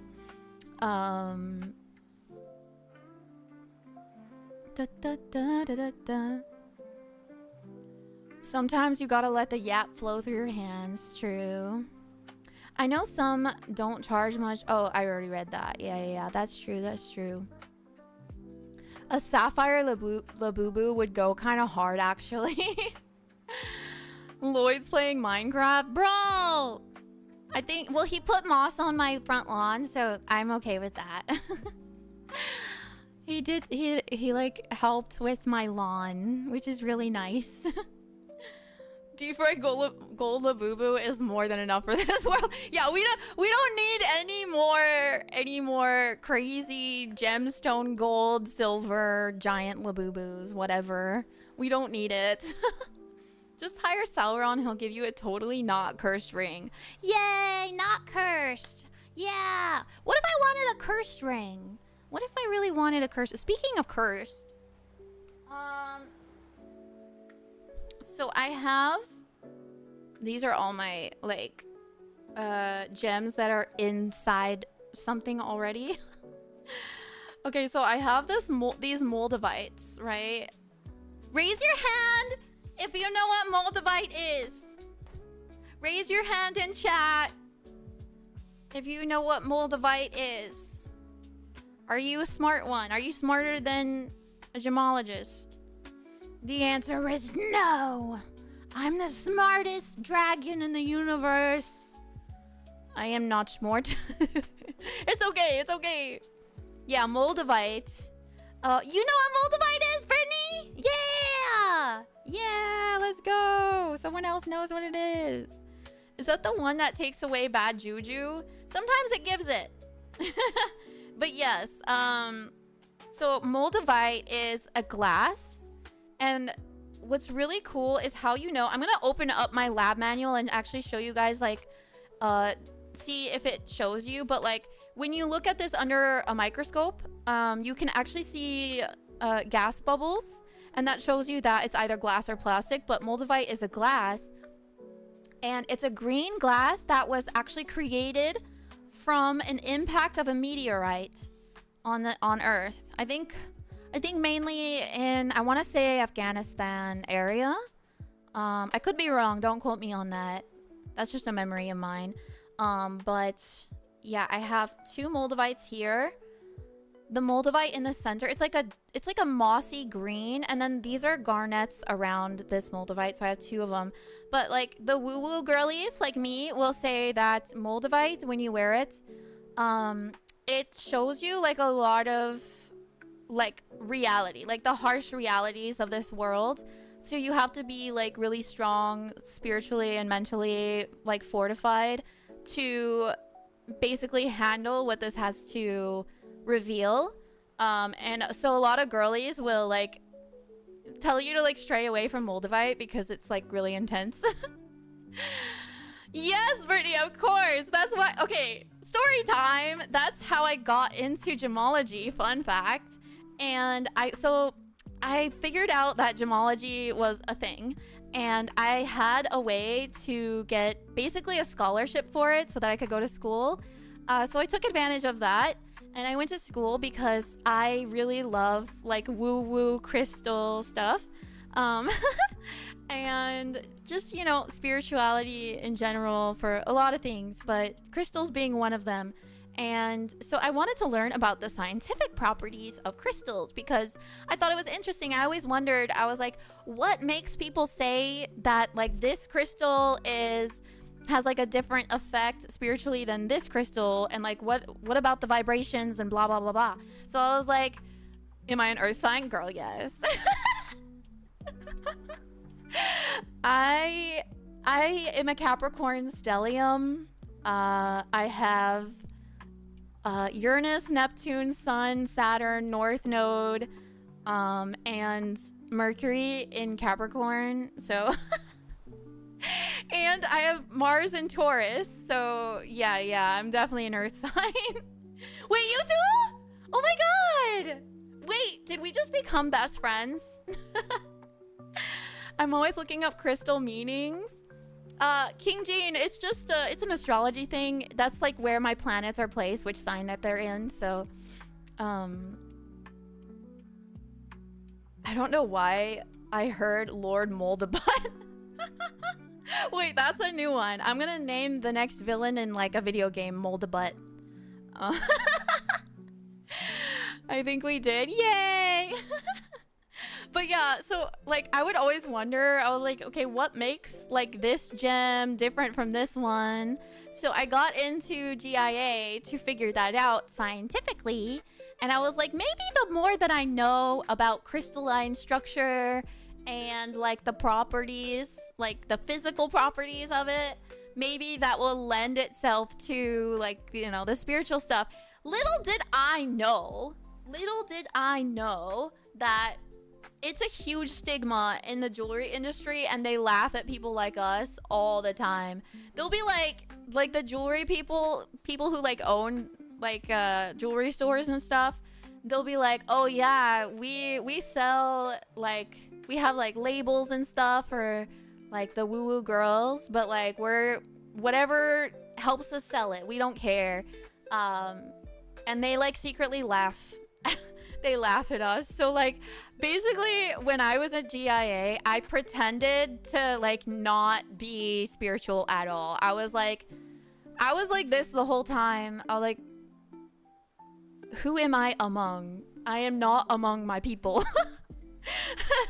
They were awesome though, but like yeah, I did not reveal how spiritual I was in that environment, to be sure. Sag Sun, Scorpio Moon gang. Yeah, of course you're a Scorpio Moon, you freak.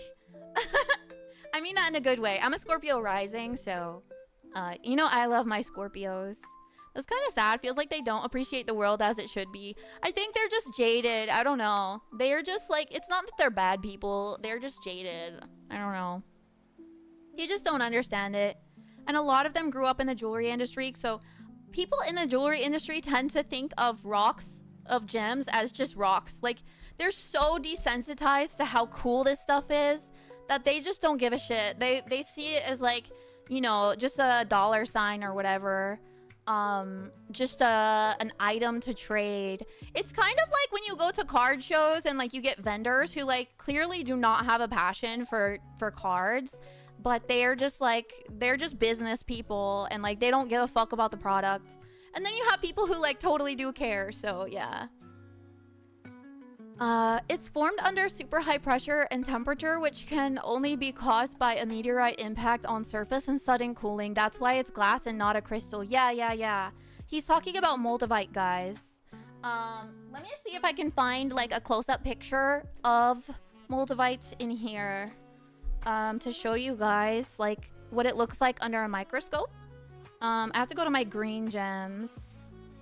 Green! I have it sorted by color and translucency. Gray and black. Colorless and white. Green gems! Okay, green gems. Moldavite. Let's see. These are not separated by alphabetical order. So I have to actually look for it. You know what? It might be under glass. Yo! That missing socks! Thank you so much for the follow! Welcome to the cave! Welcome to my gem hoard. Where the fuck is moldavite? We got CZ, synthetic cubic zirconia, GGG, zircon sphene, demantoid garnet, YAG, corundum, synthetic corundum, color change sapphire, alexandrite chrysoberyl, grossular garnet, including savarite, spinel, transparent idocrase. Where? Oh, glass. Glass, maybe. Spodumene. 217 for glass. I'm kind of surprised. I feel like they should have moldavite in this. There's no way they don't. Oh man. This is my glass page. Nice rocks. Thank you, missing socks. I hope your socks aren't missing forever. I hope the little gremlins that took it will give at least one of them back. You're a Capricorn too, Adam. Wait, do you know if you have Sun or a Saturn in Capricorn as well? Because Saturn actually rules rocks, and I have Saturn in Capricorn.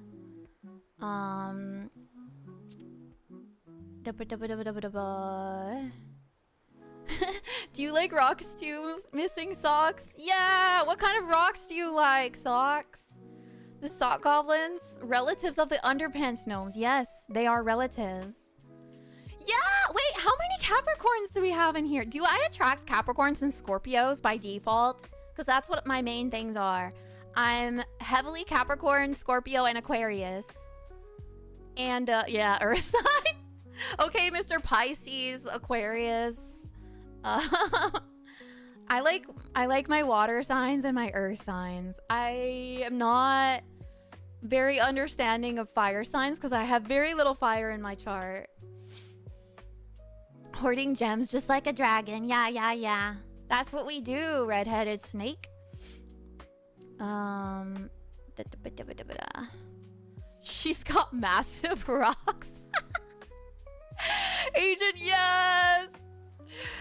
You're a fire sign. Maybe that's why we go together so well, because like I can play off of your fire and I can like calm it down too, because like I just do not have enough fire in my chart. I have like one thing in a fire sign, and that's it.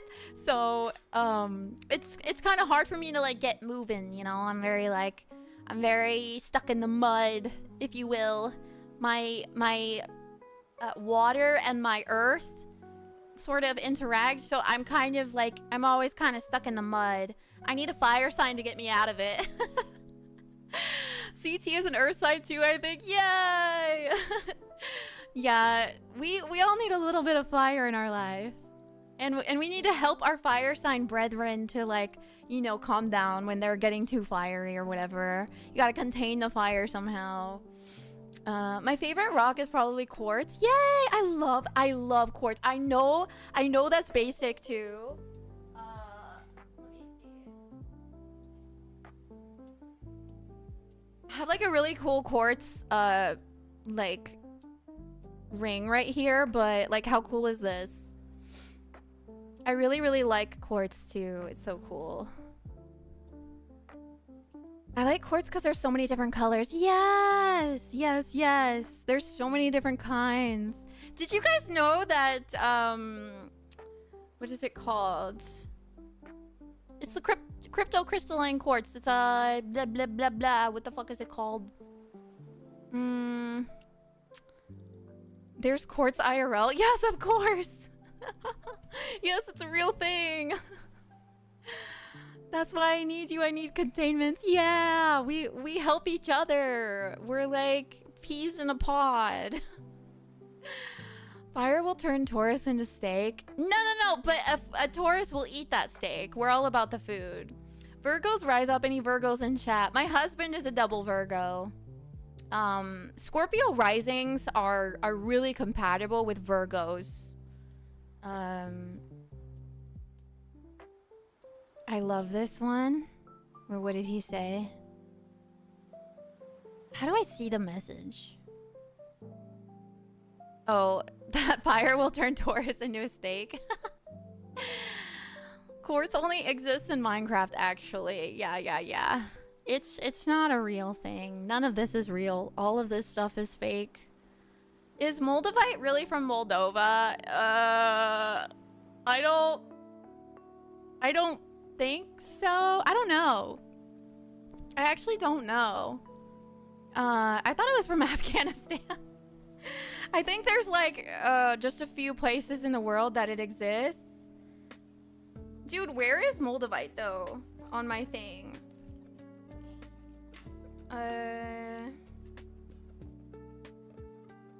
Let me see.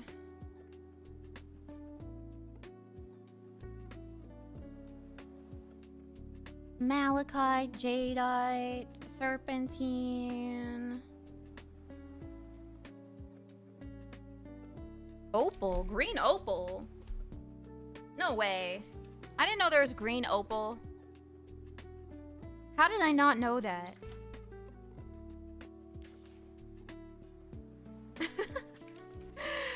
Hold on, let me see.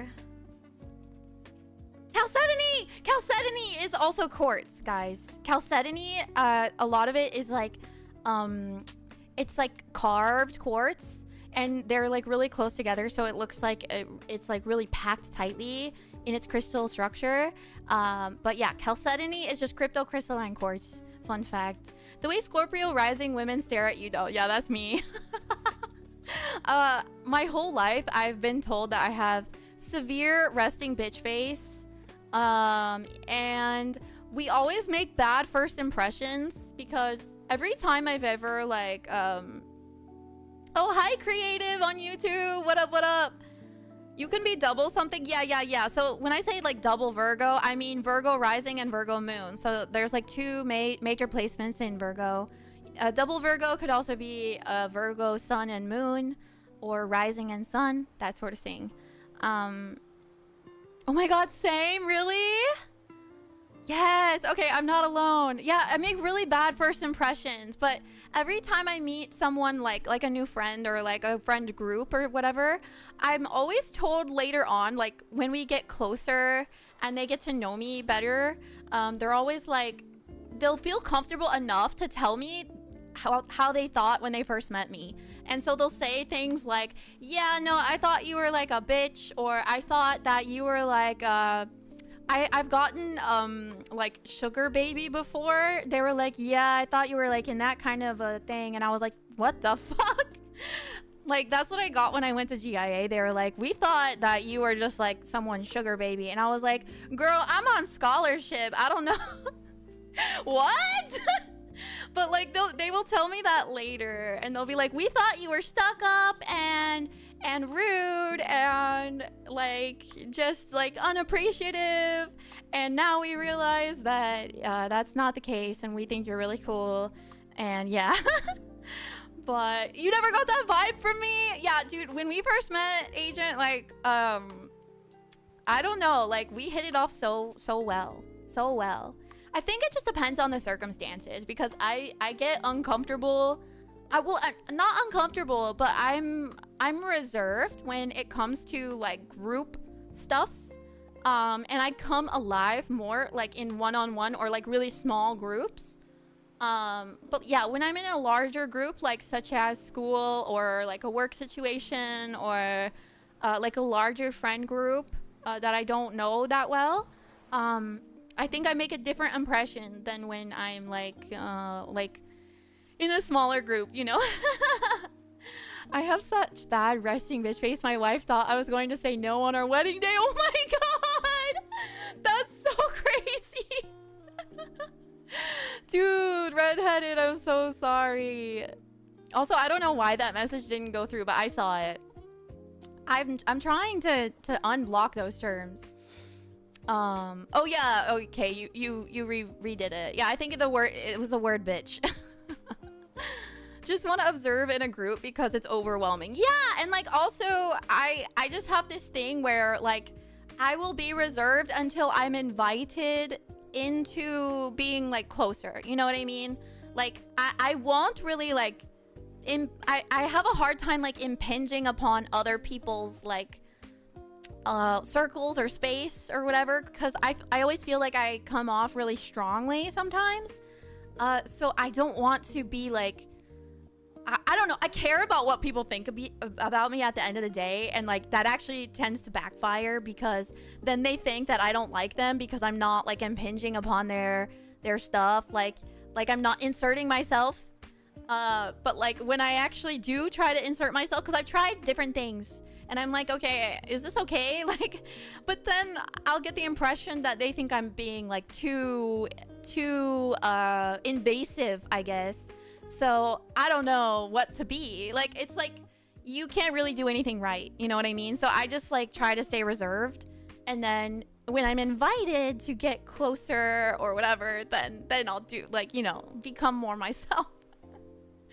It's so complicated. Meeting you for the first time was wonderful too. Kira and Dino have the best people around them. Oh, that's so sweet. It's true. It's true. I love everyone around us. Same. Okay, I'm glad I'm not alone in this. Hi, Kabuto. Hello. Slytherin, how are we? Sir, I'm a Ravenclaw. Except fuck J.K. Rowling. But also I'm a Ravenclaw.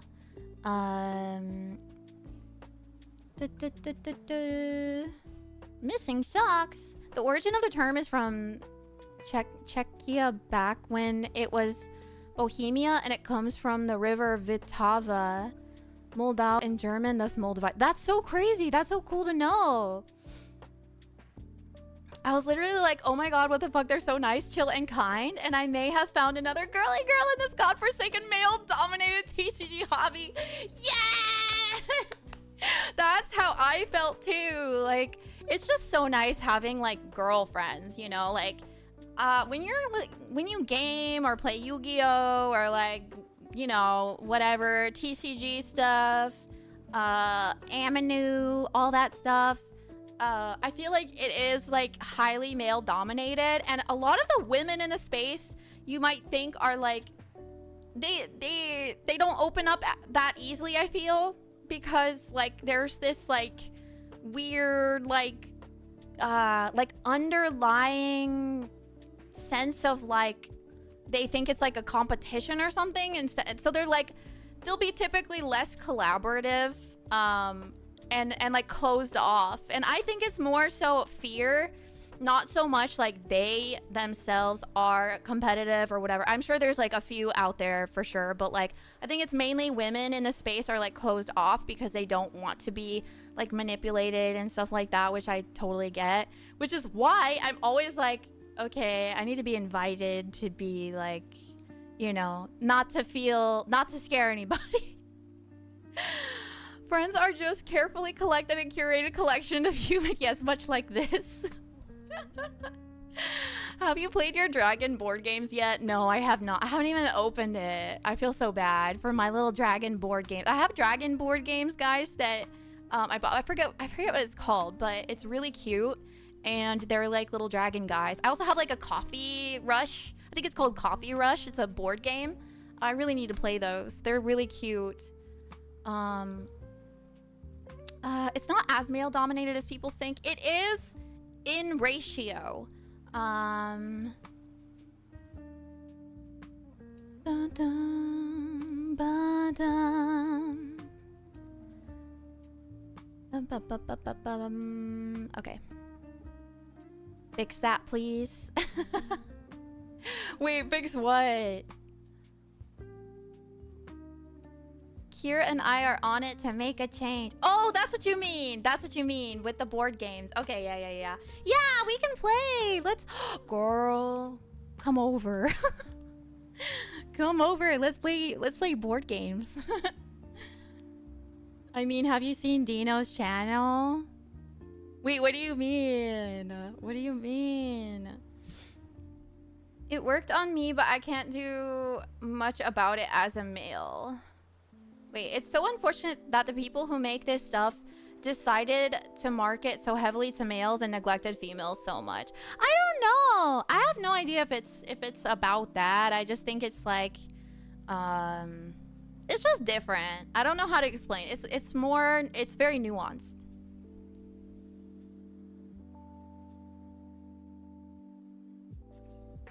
I think it honestly, now that you mention that, I don't think it's necessarily, at least in like the creator space, I don't think like the lack of collaboration between girls is necessarily about like being a male dominated space. It's more so about the audience being male dominated and like that perception of like how like the audience perceives like the woman, you know what I mean? And like a lot of girls will be a certain way to appeal to their male audience, you know what I'm getting at. And other girls will be sort of like a competition or whatever, but it's really not. I think that's just like the general like wider creator space situation, not so much like niche related stuff. Like I know like all the girlfriends that I have as creators, like they're not like that at all. Like not even a little.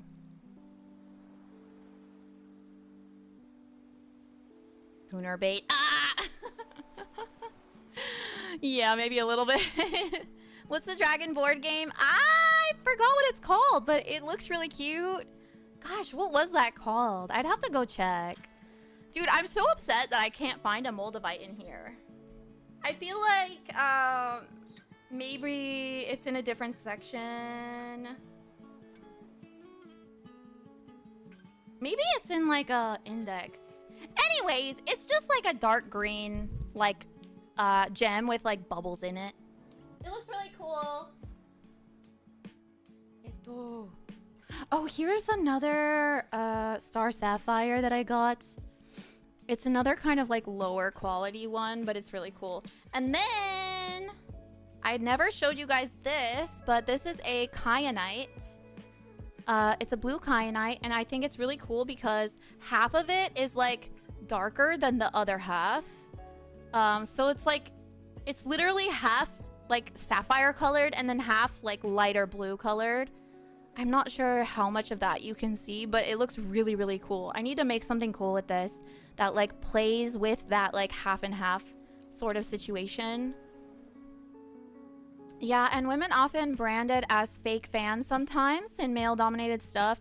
Yeah, I feel like that's happening less and less though. Like I feel like that's not a real issue anymore.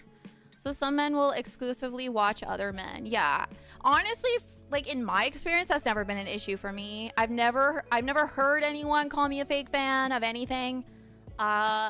And I honestly, I don't see it like I watch a lot of women content creators, I'll be honest. A lot of the people I watch are other women, and I've never seen any sort of situation like that in their chat. Like I don't know how common that is anymore. I always wanted my quartz shard to look like the pendant that Yuya from Yu-Gi-Oh! Arc V has.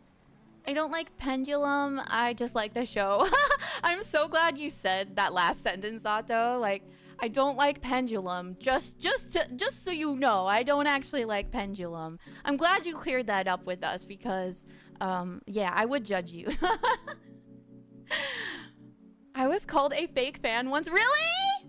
I think it was supposed to be a joke, but who knows? Yeah, that's the thing about the internet. It's like, some people will just like rag on you randomly and they think it's funny and like endearing, but like they word it in a way that you're just like, how else was I supposed to take that, bro? Like, it sounded like an insult. What can I say?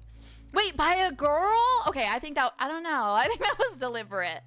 That sounds deliberate then. Because usually like guys will try to like poke fun at you just because. I feel like I was just thinking about this earlier because Dino is like, is very much like, let me just like bother her and stuff. So I feel like boys will just want to poke things and make something happen. Like, hee hee ha ha, let's make them react somehow. But like women aren't like that. Like if a girl tells you that, like she's probably being that serious. You know? Because like girls don't really like to poke and prod at people just because. We don't care that deeply about stuff like that, about getting reactions. Oh, you like gemology? Name all the gems then. Spessartine, garnet, lapis lazuli, sapphire, ruby, emeralds, diamond, chalcedony, serpentine. Is that enough? Can I stop? Music is headed in the same direction. My boss at work listens to Justin Bieber with his daughter all the time. I smile when I see that. It's very cool. That's really cute. Kira is literally the realest real fan. She animated Rhyme back in the day. Yeah, I was like, yeah. Just because I've been a fan of stuff for so long. Like, yo, Kimmy! Kimmy! Hi! Thanks for the follow! We're just talking about gemstones and stuff. Hello! Guys, this is my friend Kimmy. Say hi. Say hi to Kimmy.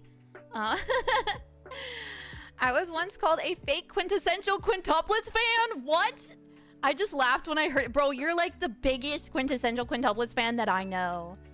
Ruby is the most important because of Pokemon Ruby. Okay, but Sapphire is also, it's more important than Ruby, I'd say, because Sapphire is just better and Pokemon Sapphire is better.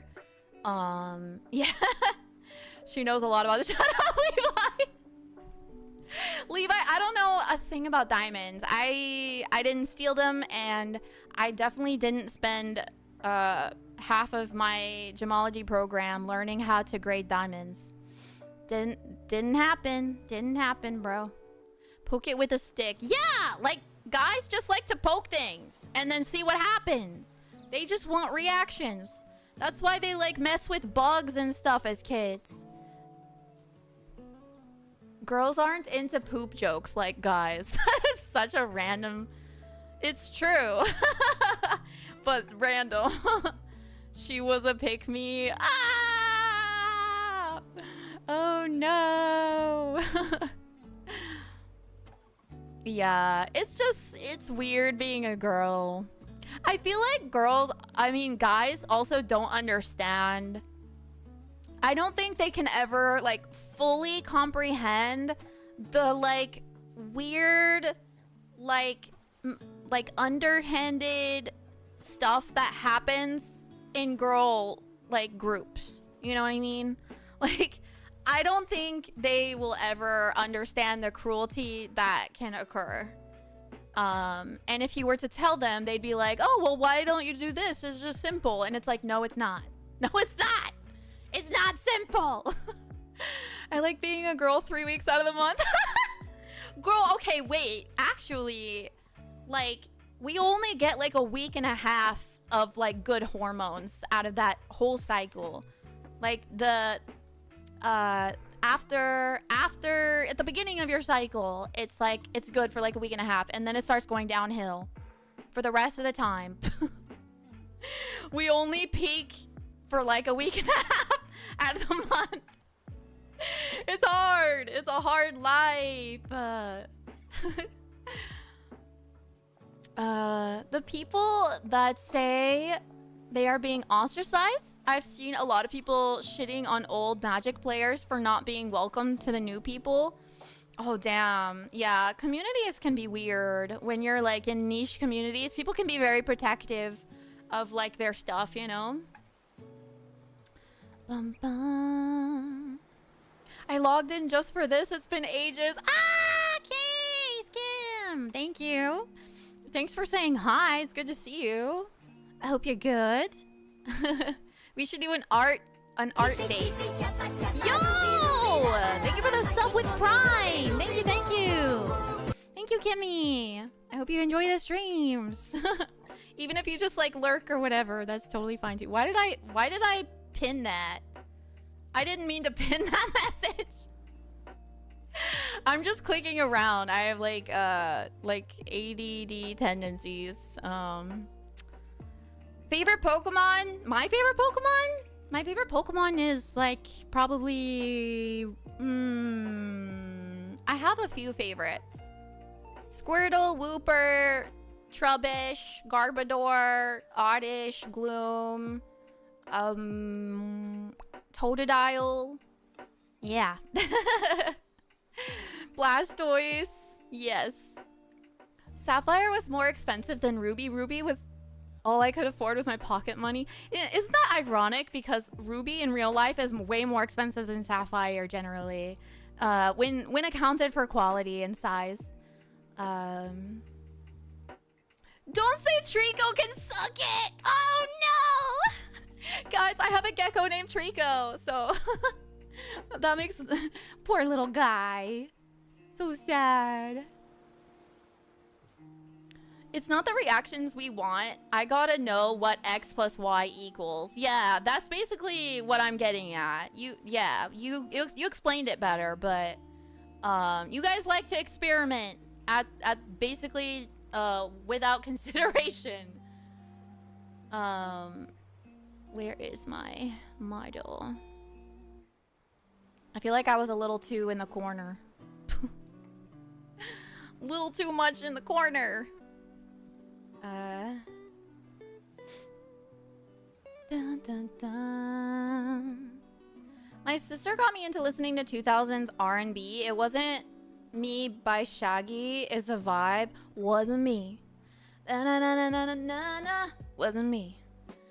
Na na na na. Heard the screaming getting louder. Wasn't me. Na na na na na na. So, yeah, as a guy, I can say girls can be cool too. What does that have to do with Shaggy? But yeah, no, I love that song actually. It's a fucked up song, but I really like it. So true. That's when I get a pimple. Yep. Hormones and shit. Hormones and shit. Men could never.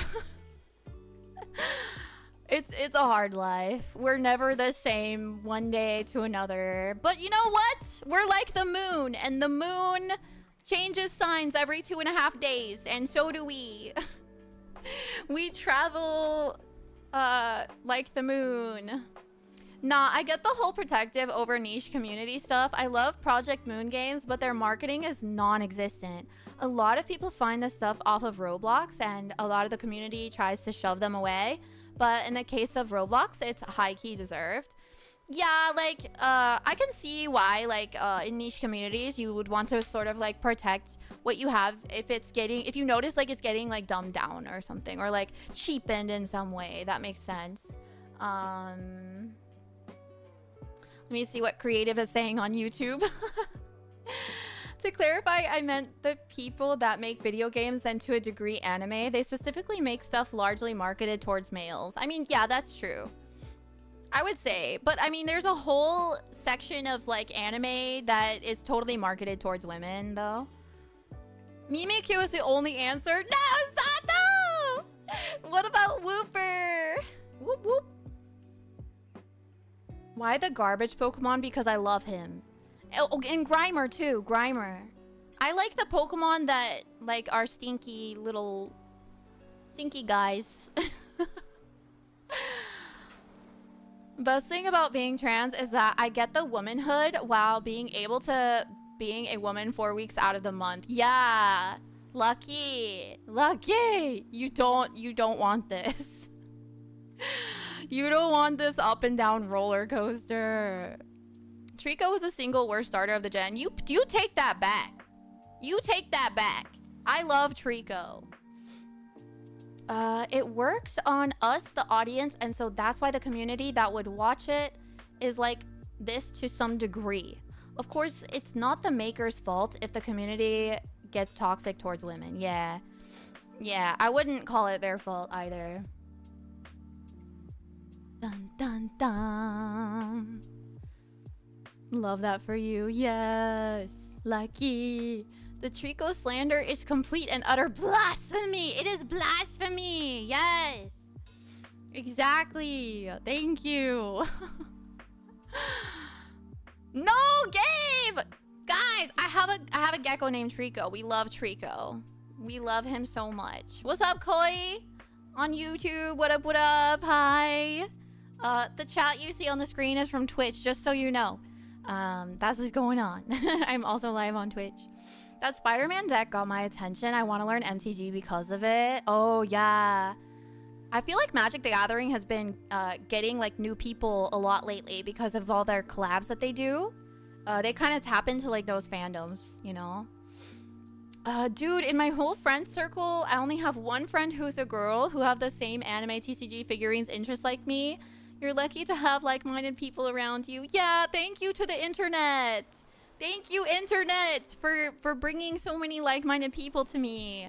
I grew up like people really not understanding me at all.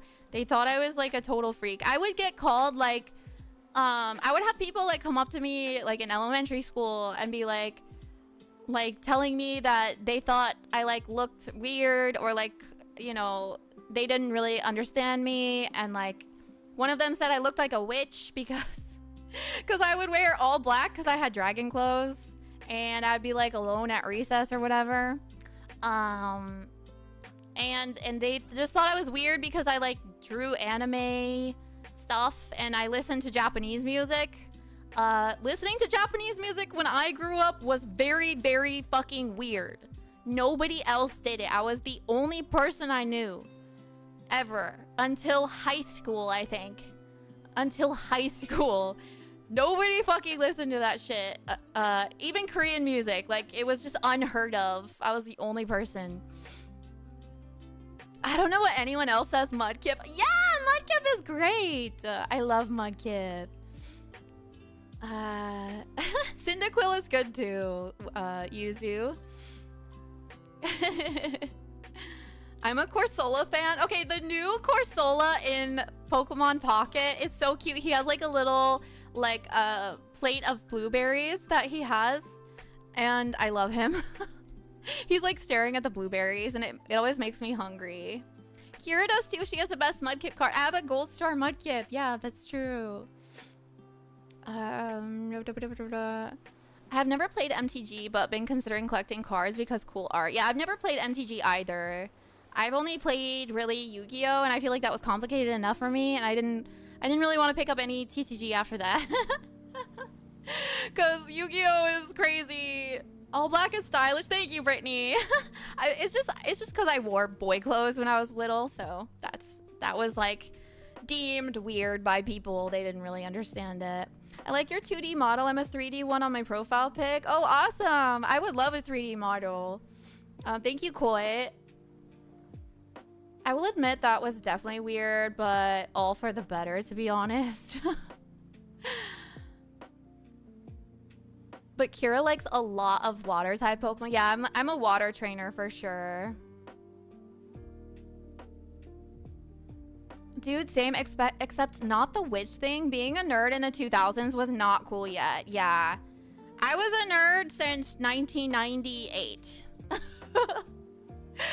I feel like being an anime nerd wasn't considered, well, back in like 2000, I want to say like 2005, when Naruto became a dubbed anime, that is when being an anime fan became wider spread amongst like Americans at least. And then it was deemed not cool. It was still not cool. And in fact, in high school, when it started getting bigger and more mainstream, I pretended that I was not an anime fan because I didn't want to be associated by with the not cool people, because I was in high school and I was like, oh, I don't want to, you know. And they were not hygienic. I'll say that. They were not hygienic. So that was another thing. And it was probably honestly not really cool until maybe 2000, like, I don't know, like 2010 probably, maybe like 5 years later. A few years after that, it was like, it went through a weird phase where it was like not cool, and then all of a sudden it was cool. But before that, it was like, it's not that it wasn't cool, it was just no one fucking understood it. No one got it. The only good thing about my ex was that he introduced me to Naruto and anime. the only good thing about your ex. WX, I guess. Naruto is one of my favorite animes. I don't care what anyone says. It's good. It's definitely good. It's not a bad anime. I never finished it though. Most valid statement about an ex ever. I've been meaning to watch this, but every time I see Naruto, it looks like it was drawn by a 5-year-old. Oh man, maybe just read it or something. I don't know. Pretty sure I was a nerd out the womb. Yeah, I was a nerd like for dream work and like books, like right out the womb. But I was an anime fan since I was like 7 or 8-ish, like 2nd, 3rd grade, I want to say. And it wasn't until like 5, 6, 7, like 7 years later that it became more widespread. It was a hard life. I've been playing games and watching anime since I was 3. Yeah. I guess I was a gamer before that, just because my older brothers had some consoles. They played regular Nintendo, Super Nintendo, and 64. And then later it was a GameCube and PlayStation and stuff. Digimon TCG, yo, I want to play that. I want to learn how to play Digimon TCG if it's fun and not too complicated. Are you going to Pokemon Worlds? Magic is way easier than Yu-Gi-Oh! Oh, is it? Oh my god. Okay, that makes me feel a little bit better because yeah, Yu-Gi-Oh! Is really complicated. And Brittany, I am going to Pokemon Worlds. Are you going? I'll probably be there at least one of the days, if not 2 of the 3 days. I don't think I'm gonna come Sunday though, just because like that's just a lot of driving. But I think we'll be there at least one of the days for sure. Hello, Raising Plays. Hi, welcome from YouTube. I got teased for liking anything animated after like 4th grade. That and other stuff I can relate to being weird. Yeah. Didn't really own my weird till like 6th grade. I didn't own my weird until I was a full-grown adult. I was not, well, I owned my weird when I was a kid, like really little. I owned it just like instinctually, but then I got made fun of enough times that I kind of like stuffed it down. And then I didn't like grow back into it until like full-grown adult and gave myself permission to like be more my weird self. And honestly, I still don't think I've fully accepted that, to be honest. Like I notice myself always trying to be like a little normal, a little bit normal and like not fully embrace the weird. I try to keep it balanced, you know. Alex and I will both be there. Girl, we should meet up. We should meet up. I don't know what to do I really don't know what to do at a Pokemon World. What do you do? Like, do you just sit there and watch the games? Do you like just hang out? I've never been to a Pokemon Worlds before. I've been to a Yu-Gi-Oh! World Championship. I think that was last year. I'm not going this year though because it's all the way in France. But yeah, girl, I don't know. I'm going. I'm going to shop. Okay. That's okay. We could go shopping. That sounds right up my alley. I know how to do that. There's like activities to do. Ah, okay. Agent is gonna be there too, Brittany. So we should all hang out. And Agent is a girl, just so you know. Her and her husband too. Oh my god, we'll be like a triple couples. My friends, yeah, let's go. Is being a nerd openly how you riz Dino? Genuinely, yes. Okay, so if you guys don't know the story, I'll tell it quickly. Me and Dino met on Twitter in 2014, and he like tweeted something about the new Sailor Moon Crystal because there was like 2 episodes out at the time, and I was like, oh, I've been watching that too. And then he like I was just making a comment because I was like, oh, someone else watching like Sailor Moon Crystal, and I followed him. Like, I didn't know he made content honestly at that time, and he had just started making content, but I knew him through Logic. Like Logic would tell people like follow people like that he knew, and then I guess I followed him at some point, but I didn't know he liked anime, so he just posted that and I was like, oh, like I like that too. And then he was like, okay, what's your favorite anime? Top 3, go. And then I told him like Magic Knight Earth and Ranma or some shit and Fruits Basket, and he was like, oh shit, like okay, you actually like anime.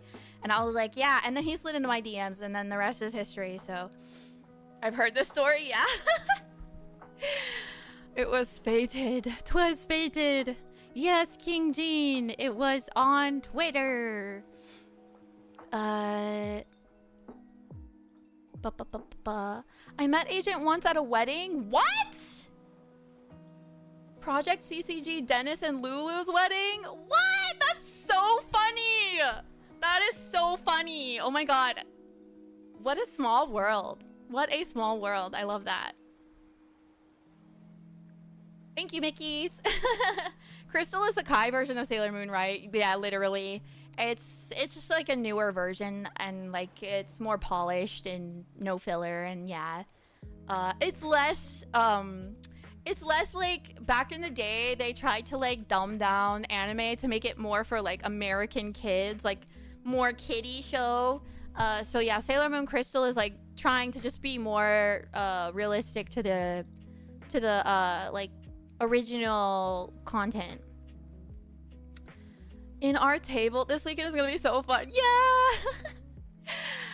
I'll be going to the pop-up shop like I think before it starts, so I'm gonna be going up there like a few times this week, I think. I was with Alex, my husband. Mi husbando. That is so cute. That's actually so crazy.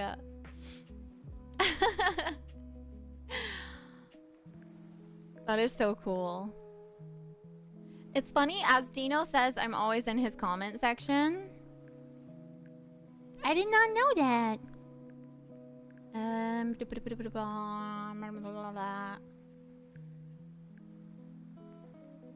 I think it's how he rizzed her. Yeah, pretty much. Yeah, I don't think I rizzed him because I was just making a comment, but then he slid into my DMs, okay? Dun, dun, dun.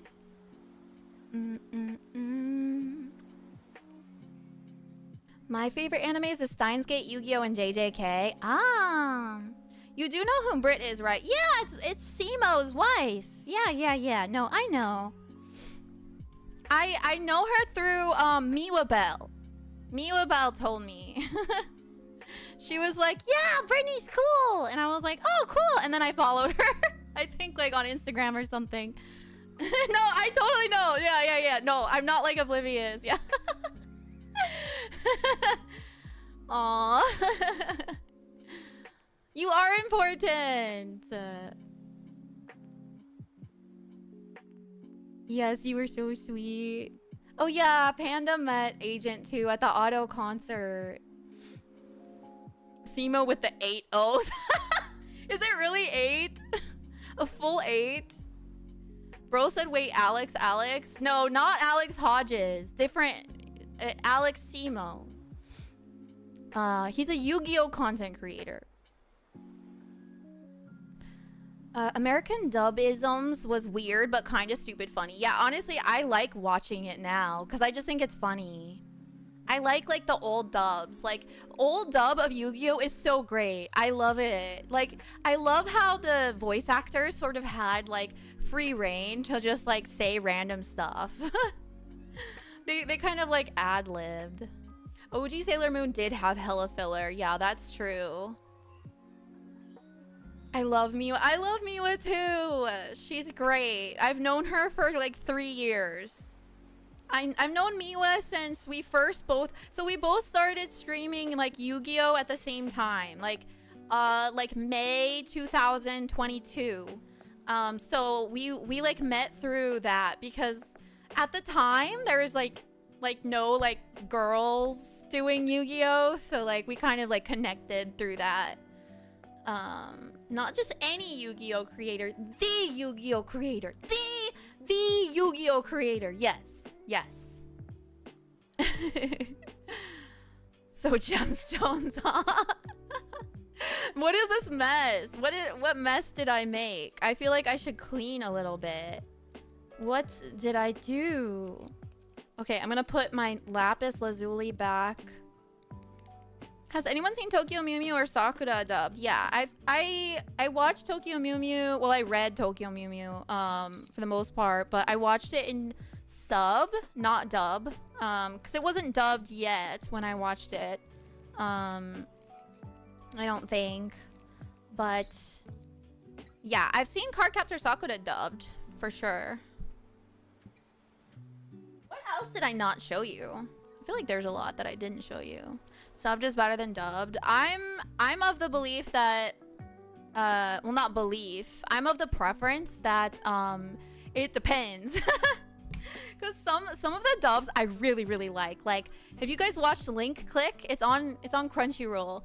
Our friend Sayu, he voices one of the main 2 characters in that show, and I think it's a really good dub.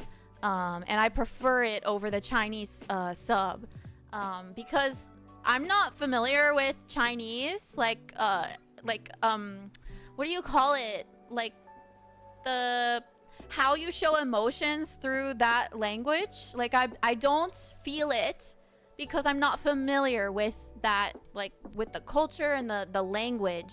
So it's hard for me to watch like Chinese like subs. Yeah, the inflection. Yeah, I'm not familiar with the emotions tied to certain inflections in Chinese, so it's harder for me to like really like pick up on like just Chinese emotion. Yeah, that. So I really like the dub, but yeah, it depends for me. Furin dub's so good. Oh, I have never seen the Furin dub actually, but I bet it's good. Dubs these days are just fire. They're so good. Horimiya has the CAG Master as well. Yes, it does. He's so good. G Gundam dubbed is better than subbed. I have not seen the G Gundam. I wonder if Dino's seen it. He likes Gundam. Bro said cappuccino, and now he's making me want a cappuccino. Yes. I used to call him Simu all the time. Dennis had to correct me so many times. Oh my gosh. It is a lot of O's. That's fair. Ghost Stories dubbed is crazy.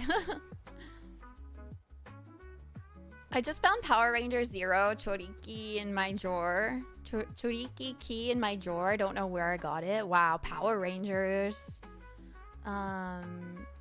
Yeah, that's how many he needed to have the same name across all platforms. Bro, that's so funny. I didn't know that.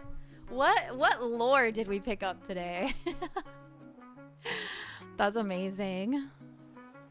Oh no, I'm missing the YouTube comments again. Hi Kobito. Hello Kobito. Watashi wa something something da da da. Nihonjin desu. You are Japanese. I can't read kanji though, except for watashi. I'm so sorry. I apologize. I love Dan Green's Yugi so much. Me too, me too. It's so good. It's so good.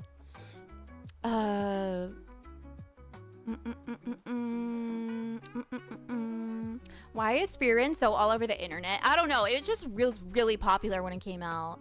And it remains like one of the top animes. Oh yeah. Oh, you can't speak English! Kobito! Hi. Was it Golden Boy dubbed where the guy tries to swim in a pool, panics, then gets to the end and says, "So how do you like my swimming?" with full confidence? I don't remember. I haven't seen Golden Boy since I was like little. Yu Hakusho update. I'm 19 episodes away from finishing it again. Yatta! Yay! I forgot how many ass pulls Togashi did in the Sensui arc. You know what? We don't talk about that. It's a perfection. It's perfection. Link Click is fun. It's so good. If you guys have not seen the anime Link Click, go to Crunchyroll and bookmark it and watch it later. Please do. It is so good. Nino voices Fern in that. Ah, that's so cool. But like, is good. That's amazing. I didn't know that. Well, actually, I did, but you just reminded me. Dino has seen G Gundam. I figure. We got the Siggy from her. Yes, we did. You guys want to see my signature cards that Dino got me from NostalgiaCon? I can show you. I know it's not a gem, but like... Okay. This is Lena in verse from Slayers, one of my favorite animes growing up. Nobody liked it but me. I got made fun of for liking this. It's really good though. It's like a comedy parody of like a certain genre of like adventure fantasy anime. But yeah, Lisa Ortiz, she signed this Lena card. It's a signed Lena card from the stamp thingy signature, and then hers. He got you so much. I know. Yeah, Gauri Gabriev was like one of my big crushes as a kid. I liked Gauri Gabriev, and now I realize he's a total fucking idiot.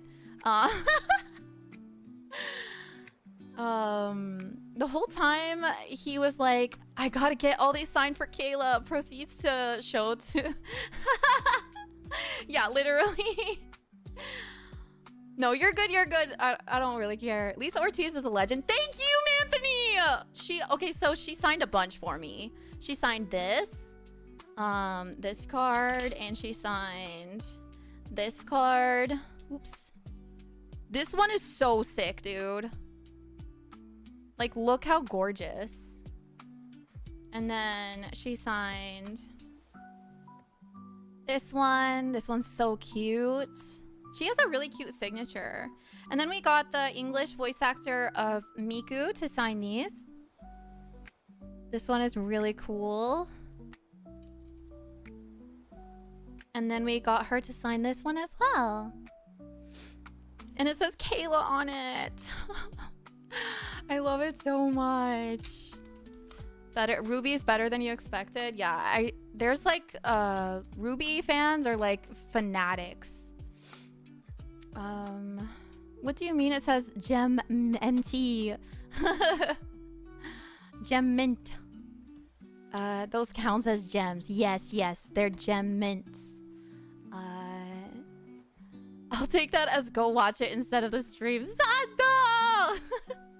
Just bookmark it, okay? Don't leave me. Yes, Link Click. Yes. You said season 1 is better than season 2. Lies. It's so good. Season 2 is great. Season 2 is great. Season 1 is better than season 1. Season 1 is better than season 2. Lies. Lies. Lies. Lies. Lies. It's so good. Season 2 is great. Season 2 is great. Season 1 is better than season 2. Lies. Lies. Lies. It's so good. Season 2 is great. The quintessential quintuplet Spanish dub is, in my opinion, the best. Ooh. I feel like I wouldn't really know because I also don't speak Spanish, so it's like hard for me to like really like internalize it, I guess. I almost tried Cuban coffee today. Ooh, that sounds good. That sounds good, actually. Yeah, Quint cards! Cult fan base, yeah, kind of. I think you're still here, Sato. I think you're right. Wait, Nihonjin itano ne? Itano ne? What does that mean? I don't know. Nai desu. You saw Golden Boy as a kid? Yeah. Well, yeah, I know that sounds sus. But yes, I saw Golden Boy as a kid. Yes. That was one of my childhood animes. But yeah, also Lisa Ortiz, when she signed these cards, so Dino told her the circumstances of why I couldn't be there. And if you guys remember, I actually couldn't make it to NostalgiaCon because I had to visit my my dad, who got diagnosed with cancer, and it's like really bad. So I had to visit him ASAP just in case that's like all I got. You know, he's still alive, by the way.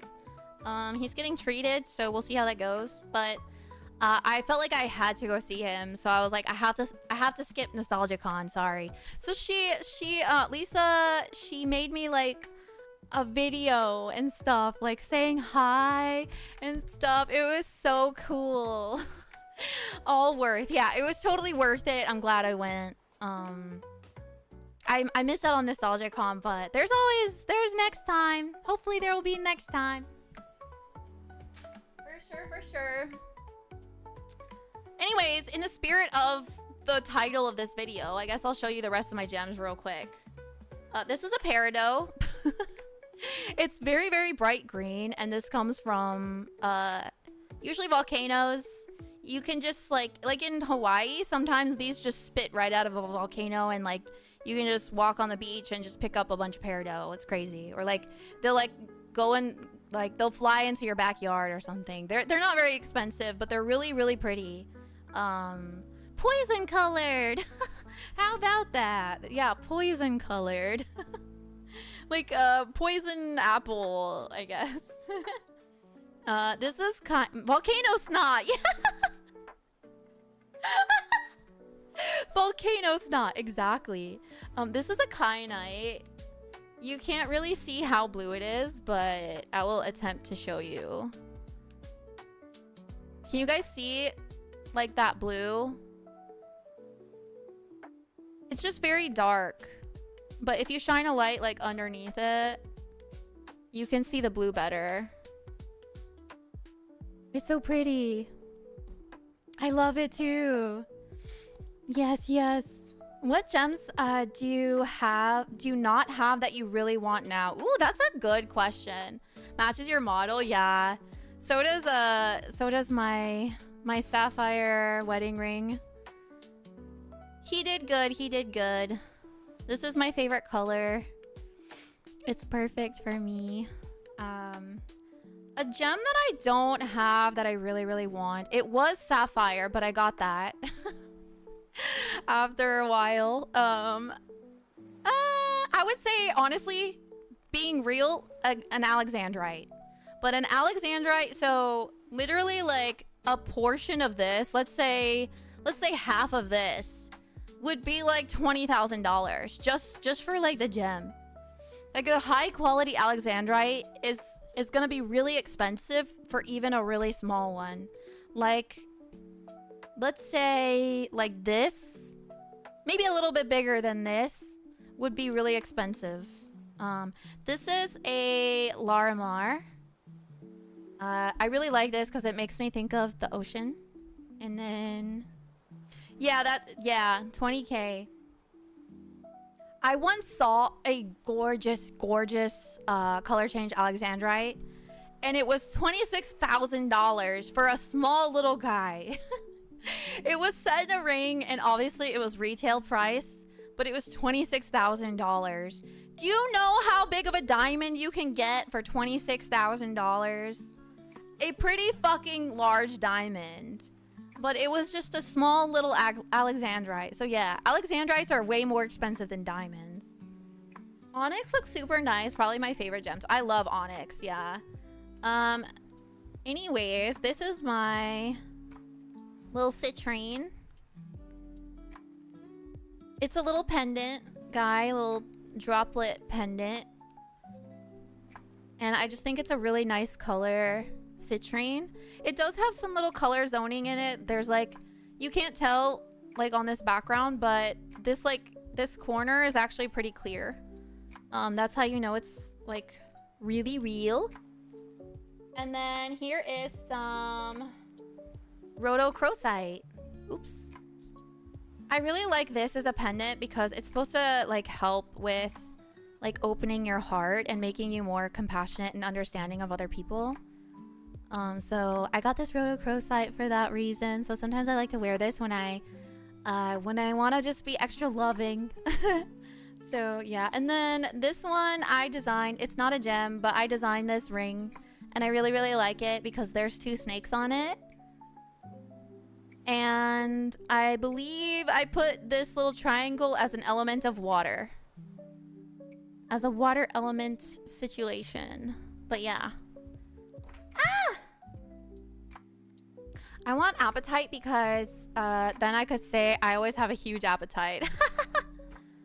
That's so funny. I love that.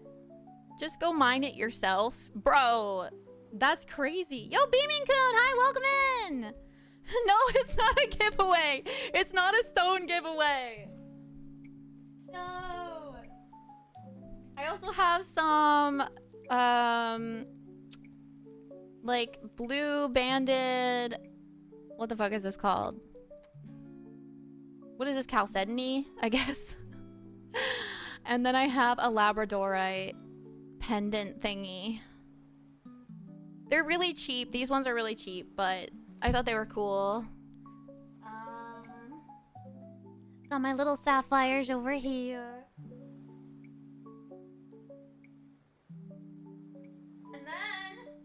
And then I have this whole thing of like random gemstones. This is a morganite that I mined myself in the Himalayan mines. I mined this myself as well. This is I guess this is an aquamarine like barrel, because of the way it's formed. Rough, you can tell that it's like a barrel shaped.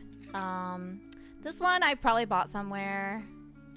I forget what this is called. What the fuck is this called again?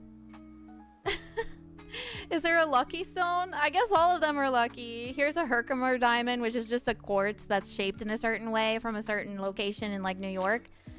Here's a really ugly, smoky quartz. Red beryl? No. This is a pink beryl, which is a morganite. This is a morganite. I really want alexandrite now. Thanks, Kira. Boy, you better save for that shit. It is expensive. Here's a sunstone. Here is a tiger's eye. Here is a regular ass quartz that I also mined myself. Here is a chrysocolla, I believe. Chrysocolla. Yo, Bitcoin is at $122,000. That's crazy. My notification just popped up. Is there one to make me more of a hater? I would say a stone to make you more of a hater is probably moldavite. Because moldavite will show you all the shit underneath the surface, and that might make you into more of a hater, for sure. This is red aventurine, I guess. Because there's like probably hematite inclusions in this.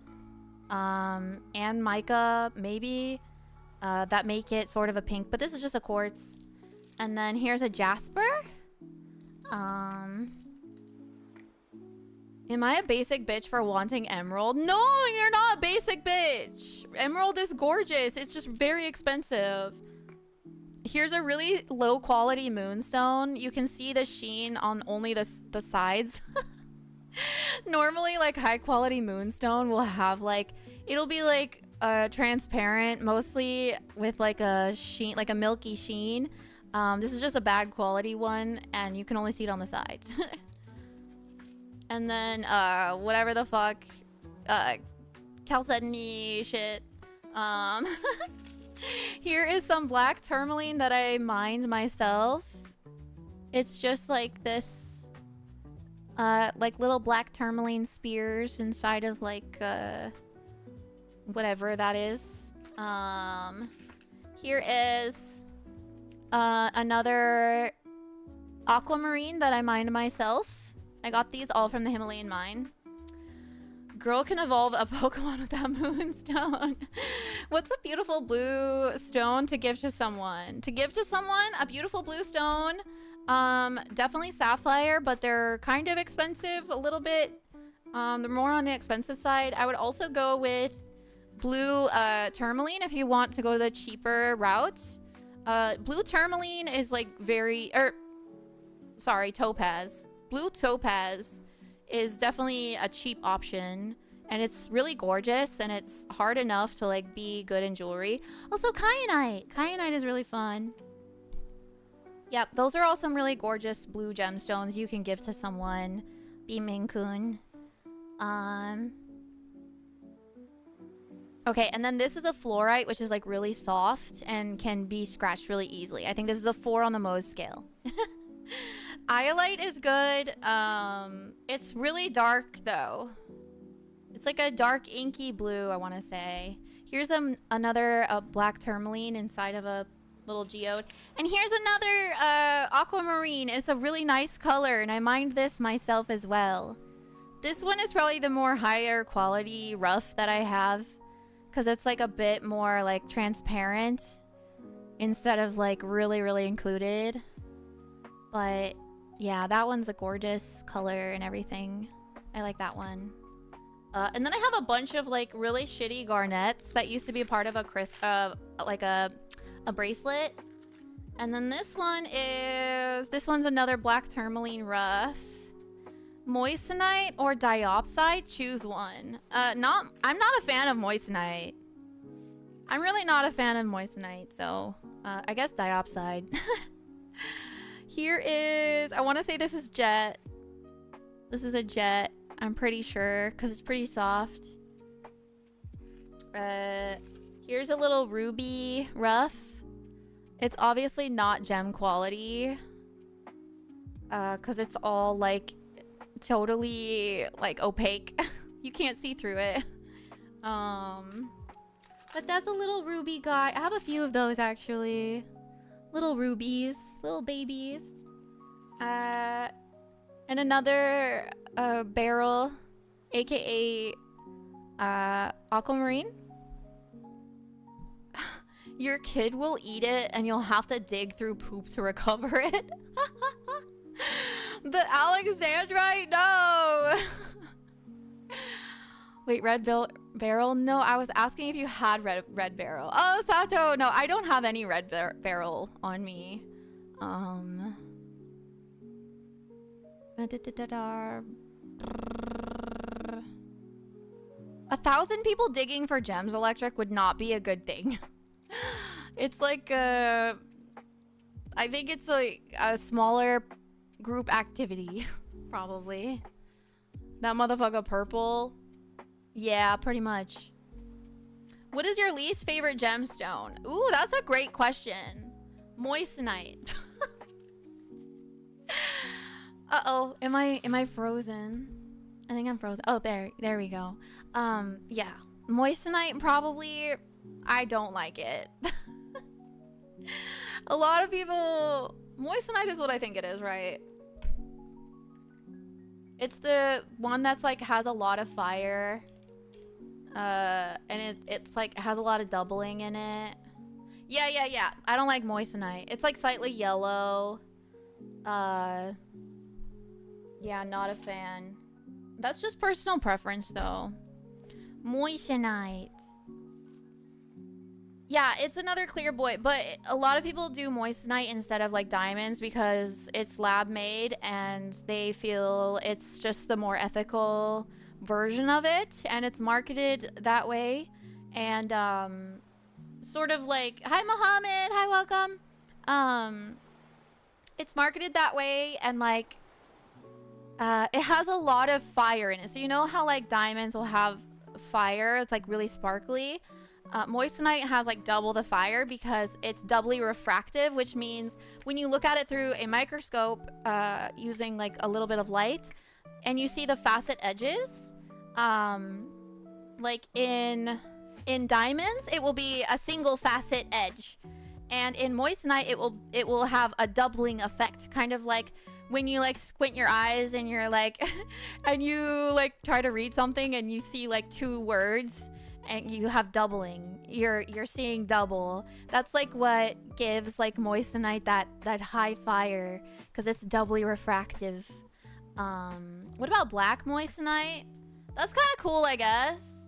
I personally I really like natural gemstones. I'm not a huge massive fan of like lab created. I think it's a great option for other people, but I think just like because I like looking at gemstones through a microscope and stuff, and like thinking about the process it went through naturally on the planet, because I'm a nerd like that, I don't really, it doesn't do anything. Like lab created gems just don't do it for me. So I think that's why. I don't have anything against them. I just think personally I'm not, it doesn't like spark that like nerd feeling in me. If that makes sense. It's like, oh, well, I mean, I guess it's cool. It's a lab created gem. Like, that's cool, but it's not, I don't know. It just doesn't do it for me. Minecraft!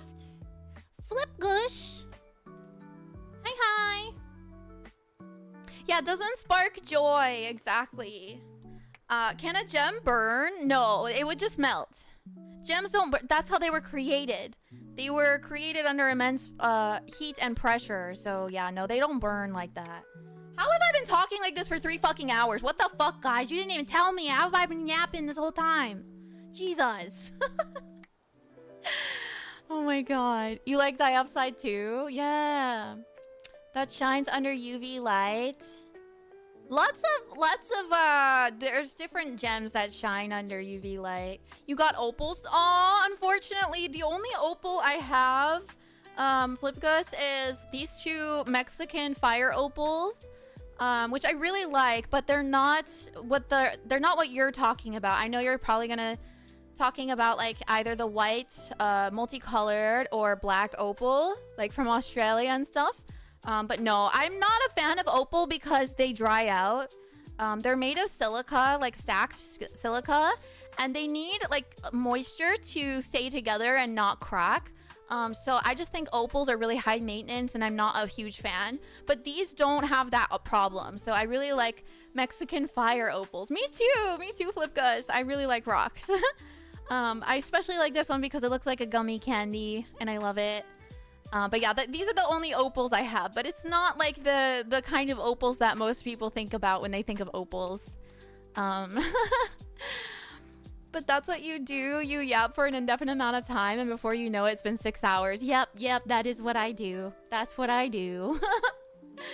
That's the point of this stream, isn't it, Kira? Yeah, that's true. This is good. I love it. Yeah, Agent. Okay, so I was actually talking to Agent DMG the other day about...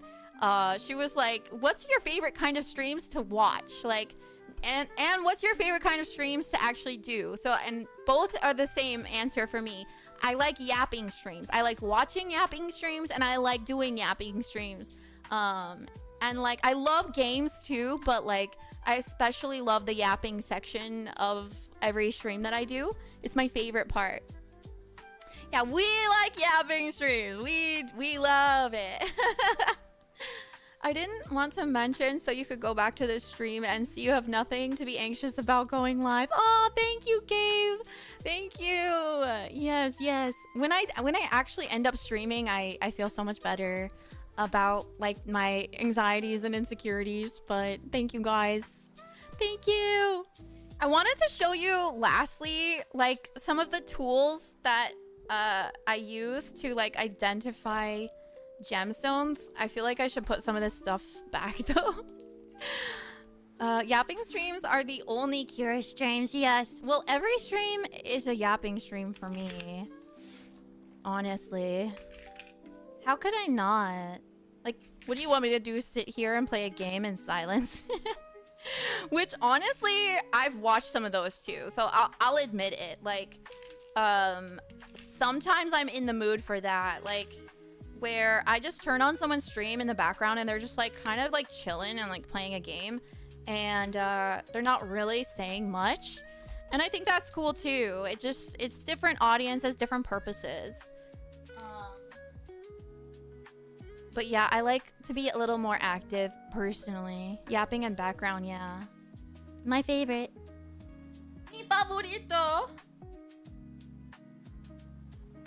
Let's put this and this and this away.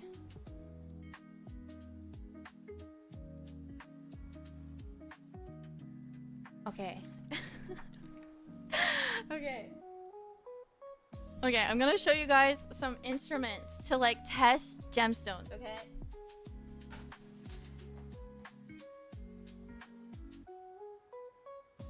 Okay, so one of the most important devices to test what a gemstone is. So what I did at GIA as a gemologist is learn how to grade diamonds. So like, you know how like people grade cards, you grade diamonds. I learned how to do that objectively. And I also learned how to identify gemstones conclusively. So what you do is you put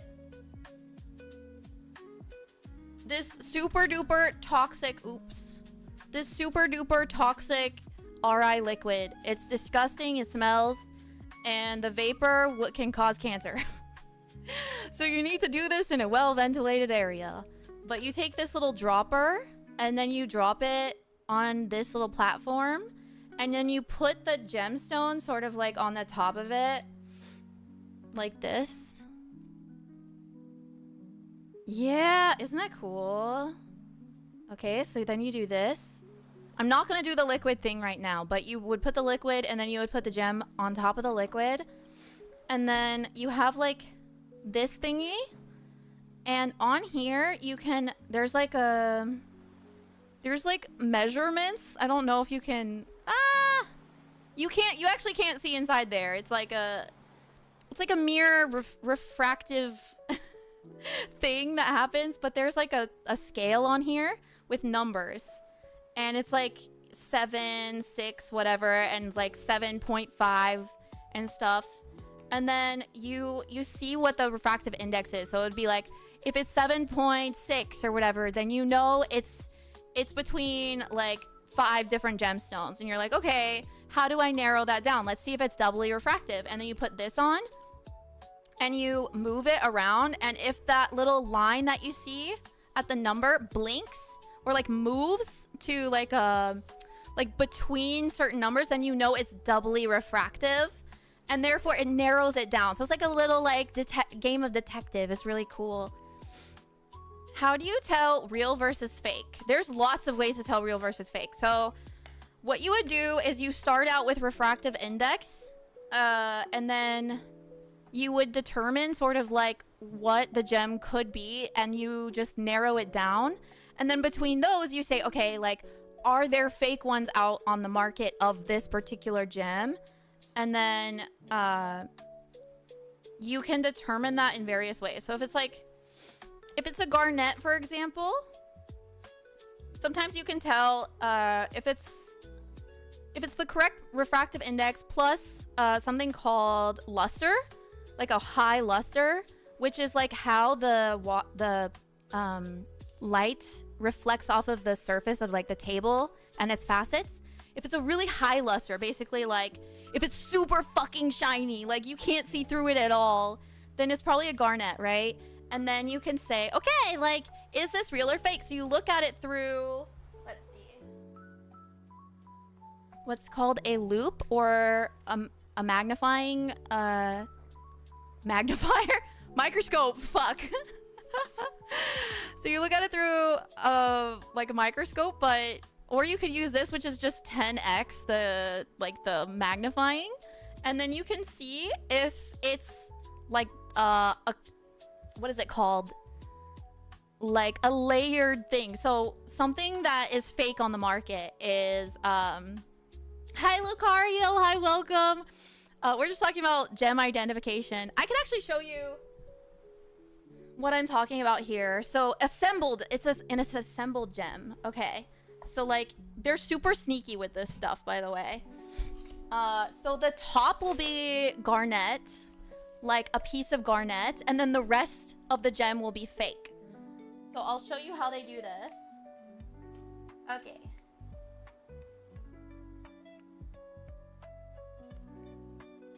Da, da.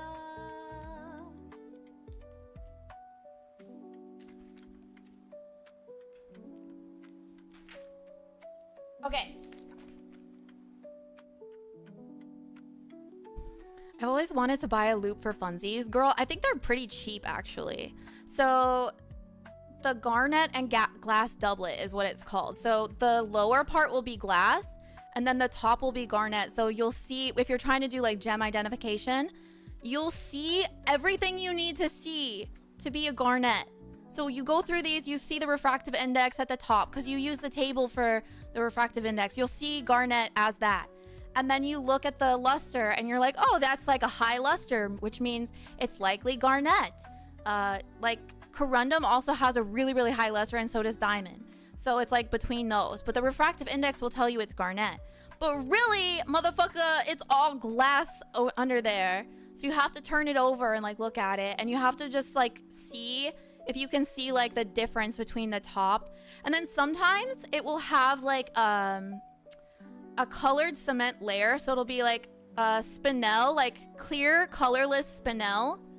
And so you'll think it's like, oh, it's a whatever, it's a red spinel, which like goes for a premium. And then really it's like a colored cement layer. So you'll get like all the indications that it's a spinel, but like you just have to turn it over under magnification and notice the cement layer. Like it's really easy to see. Opal doublets and triplets are also a thing. I don't know if you guys can see that. Right here. So this is how they also trick people. They'll have like some real like gem, but then it'll be like glass or whatever, like plastic on top. It's crazy. It's crazy what's out there. It's like so much fake stuff. But you can see it usually under magnification. It's just, it tries to fool gemologists who are lazy and who don't look. It's definitely not upside down. Yeah. No, it's definitely not upside down at all. How's everybody's day going? It's good, Lucario. Thank you. I'll be getting a bluestone gift now. What should it be? Earrings or a bracelet? Probably earrings. Probably earrings, I'd say. You would love Steven Universe. Oh yeah, I've been told to watch Steven Universe countless times. I've never seen it, but I know there's like characters named after gems and stuff like that. Hi Barry's my favorite floor streamer. Hi, welcome back.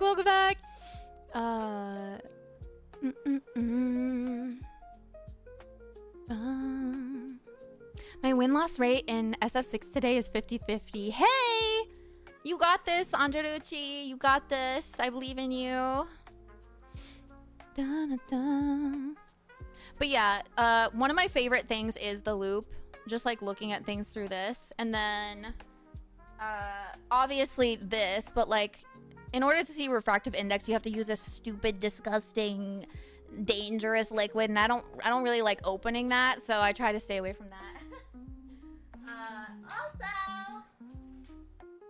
Also we have this little guy, which I can't really demonstrate because it's so small, but this will show you like two separate colors underneath a stone. So there's like two little squares in there, and if you see two separate colors, like a dark blue, light blue, or whatever, it's like doubly refractive. So that's another way to quickly tell, like without this, like if you're out on the field, like at a gem show or something like that, and you could just carry this around and you can see if something is doubly refractive or not.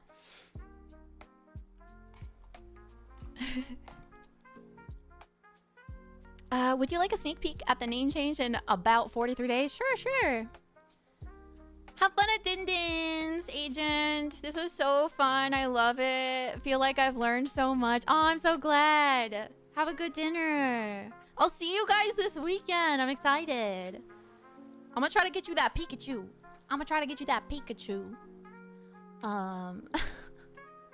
2 months? Bro's gonna keep his name for 3 months.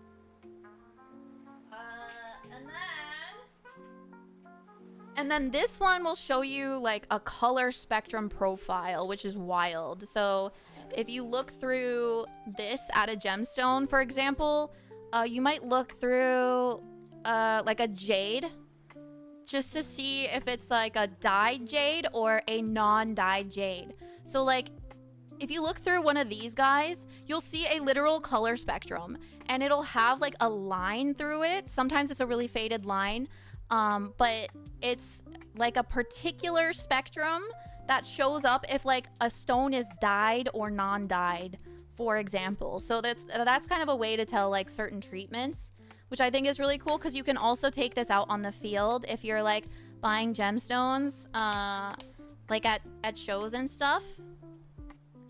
Yes, get us cookies, please, before they close. Get us cookies.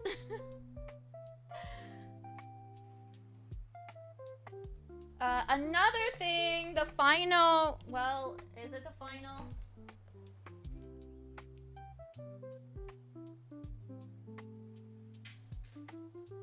Yeah, basically, okay, the final thing is to see this guy. This little guy is crazy. It's a crazy device.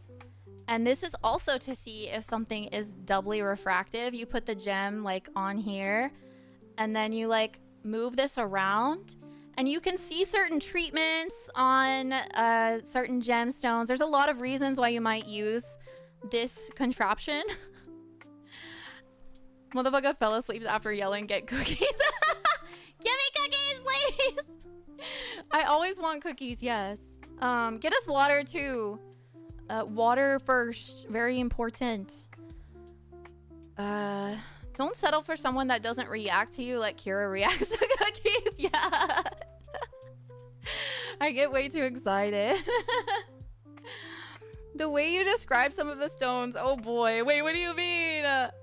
Without giving anything away, when you said you have to notice spinel by looking at it in a certain way. Oh, yeah. Yeah, I mean, for example, you could put spinel on here, and I think that's one of the things where, like, when you look at it through the top, it'll have, like, a snaking, like, pattern when you spin the stone around, or when you spin this around. It's really interesting. So if you put, like, a spinel on there and you start, like, spinning it and it snakes, then you like know it's spinel. I think that's what spinel is, but I could be wrong. But certain things will look a certain way through this. This is just like what do they call it? Polarization, like sunglasses and stuff. That's why it's like really dark. But yeah, this is just a polarizing, I forget what it's called, but you know, you get what I mean. You get what I mean. But you could tell a lot from this machine as well. So when I was like sitting there doing like, so in class what we would do is like, it's just a long lab. So we'd have like a lecture about stones, and then we would have like a really long lab. We'd be there for 7 hours a day, every day for 6 months. And so I would look at like, I've looked at hundreds and hundreds of stones through these things, and we would have a process where you'd have to like look at it under a microscope first, and then do the refractive index, and then go through like every single little thing and like mark it down and stuff. And it was just like a little detective game, which is really fun. Yeah, lens. What do you call polarizing lens? Yes. You can also take this off of it. Wait, no, this little thingy off of it, and like go like this. And like that's like a little trick to like notice even more information about the stones. Is really cool. That wire thick as fuck. There's a really fucking strong light underneath this. And it also has like a light that comes out right here. So sometimes you can, oh yeah, there's also this little guy here.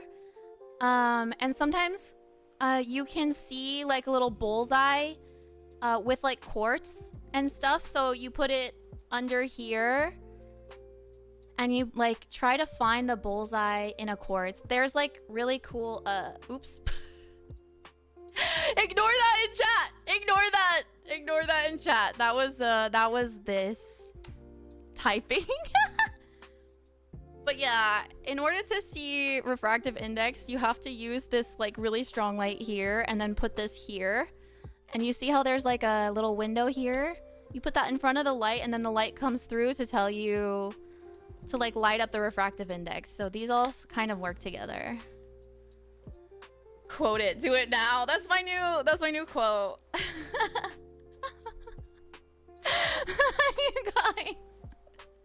My bad. I love your blue ring. I wish I could have gotten that one instead. Thank you. This is just a regular blue sapphire, guys. I'm pretty sure it's also heat treated. I mean, most blue sapphires are treated with heat. It doesn't make it any less real. It's very stable. You're just kind of like helping nature along in the process. And a lot of these like blue sapphires, they started out very like a perfect milky white. And that creates the best blue sapphires, which I love. This is my favorite stone in the world. My favorite stone ever. I also love alexandrites and diamonds and spessartine garnets and my pink tourmaline. So good. Anyways, I should probably get going so I can so I can eat cookies. So I can eat cookies and play Minecraft or something. This has been so fun though. Thank you guys so much for hanging out with me. Who am I raiding today? Good night, new bestie. Good night. It was so great meeting you. Where's my cave? Where the fuck is my cave? I'm back in my cave. It feels so comfy. Thank you, Yuzu. Oh, Barry is on. We could raid Barry. Bye, YouTube. I'm going to end stream for YouTube right now. Thank you guys so much for hanging out. This has been really fun. I hope you enjoyed the rocks. Bye, YouTube.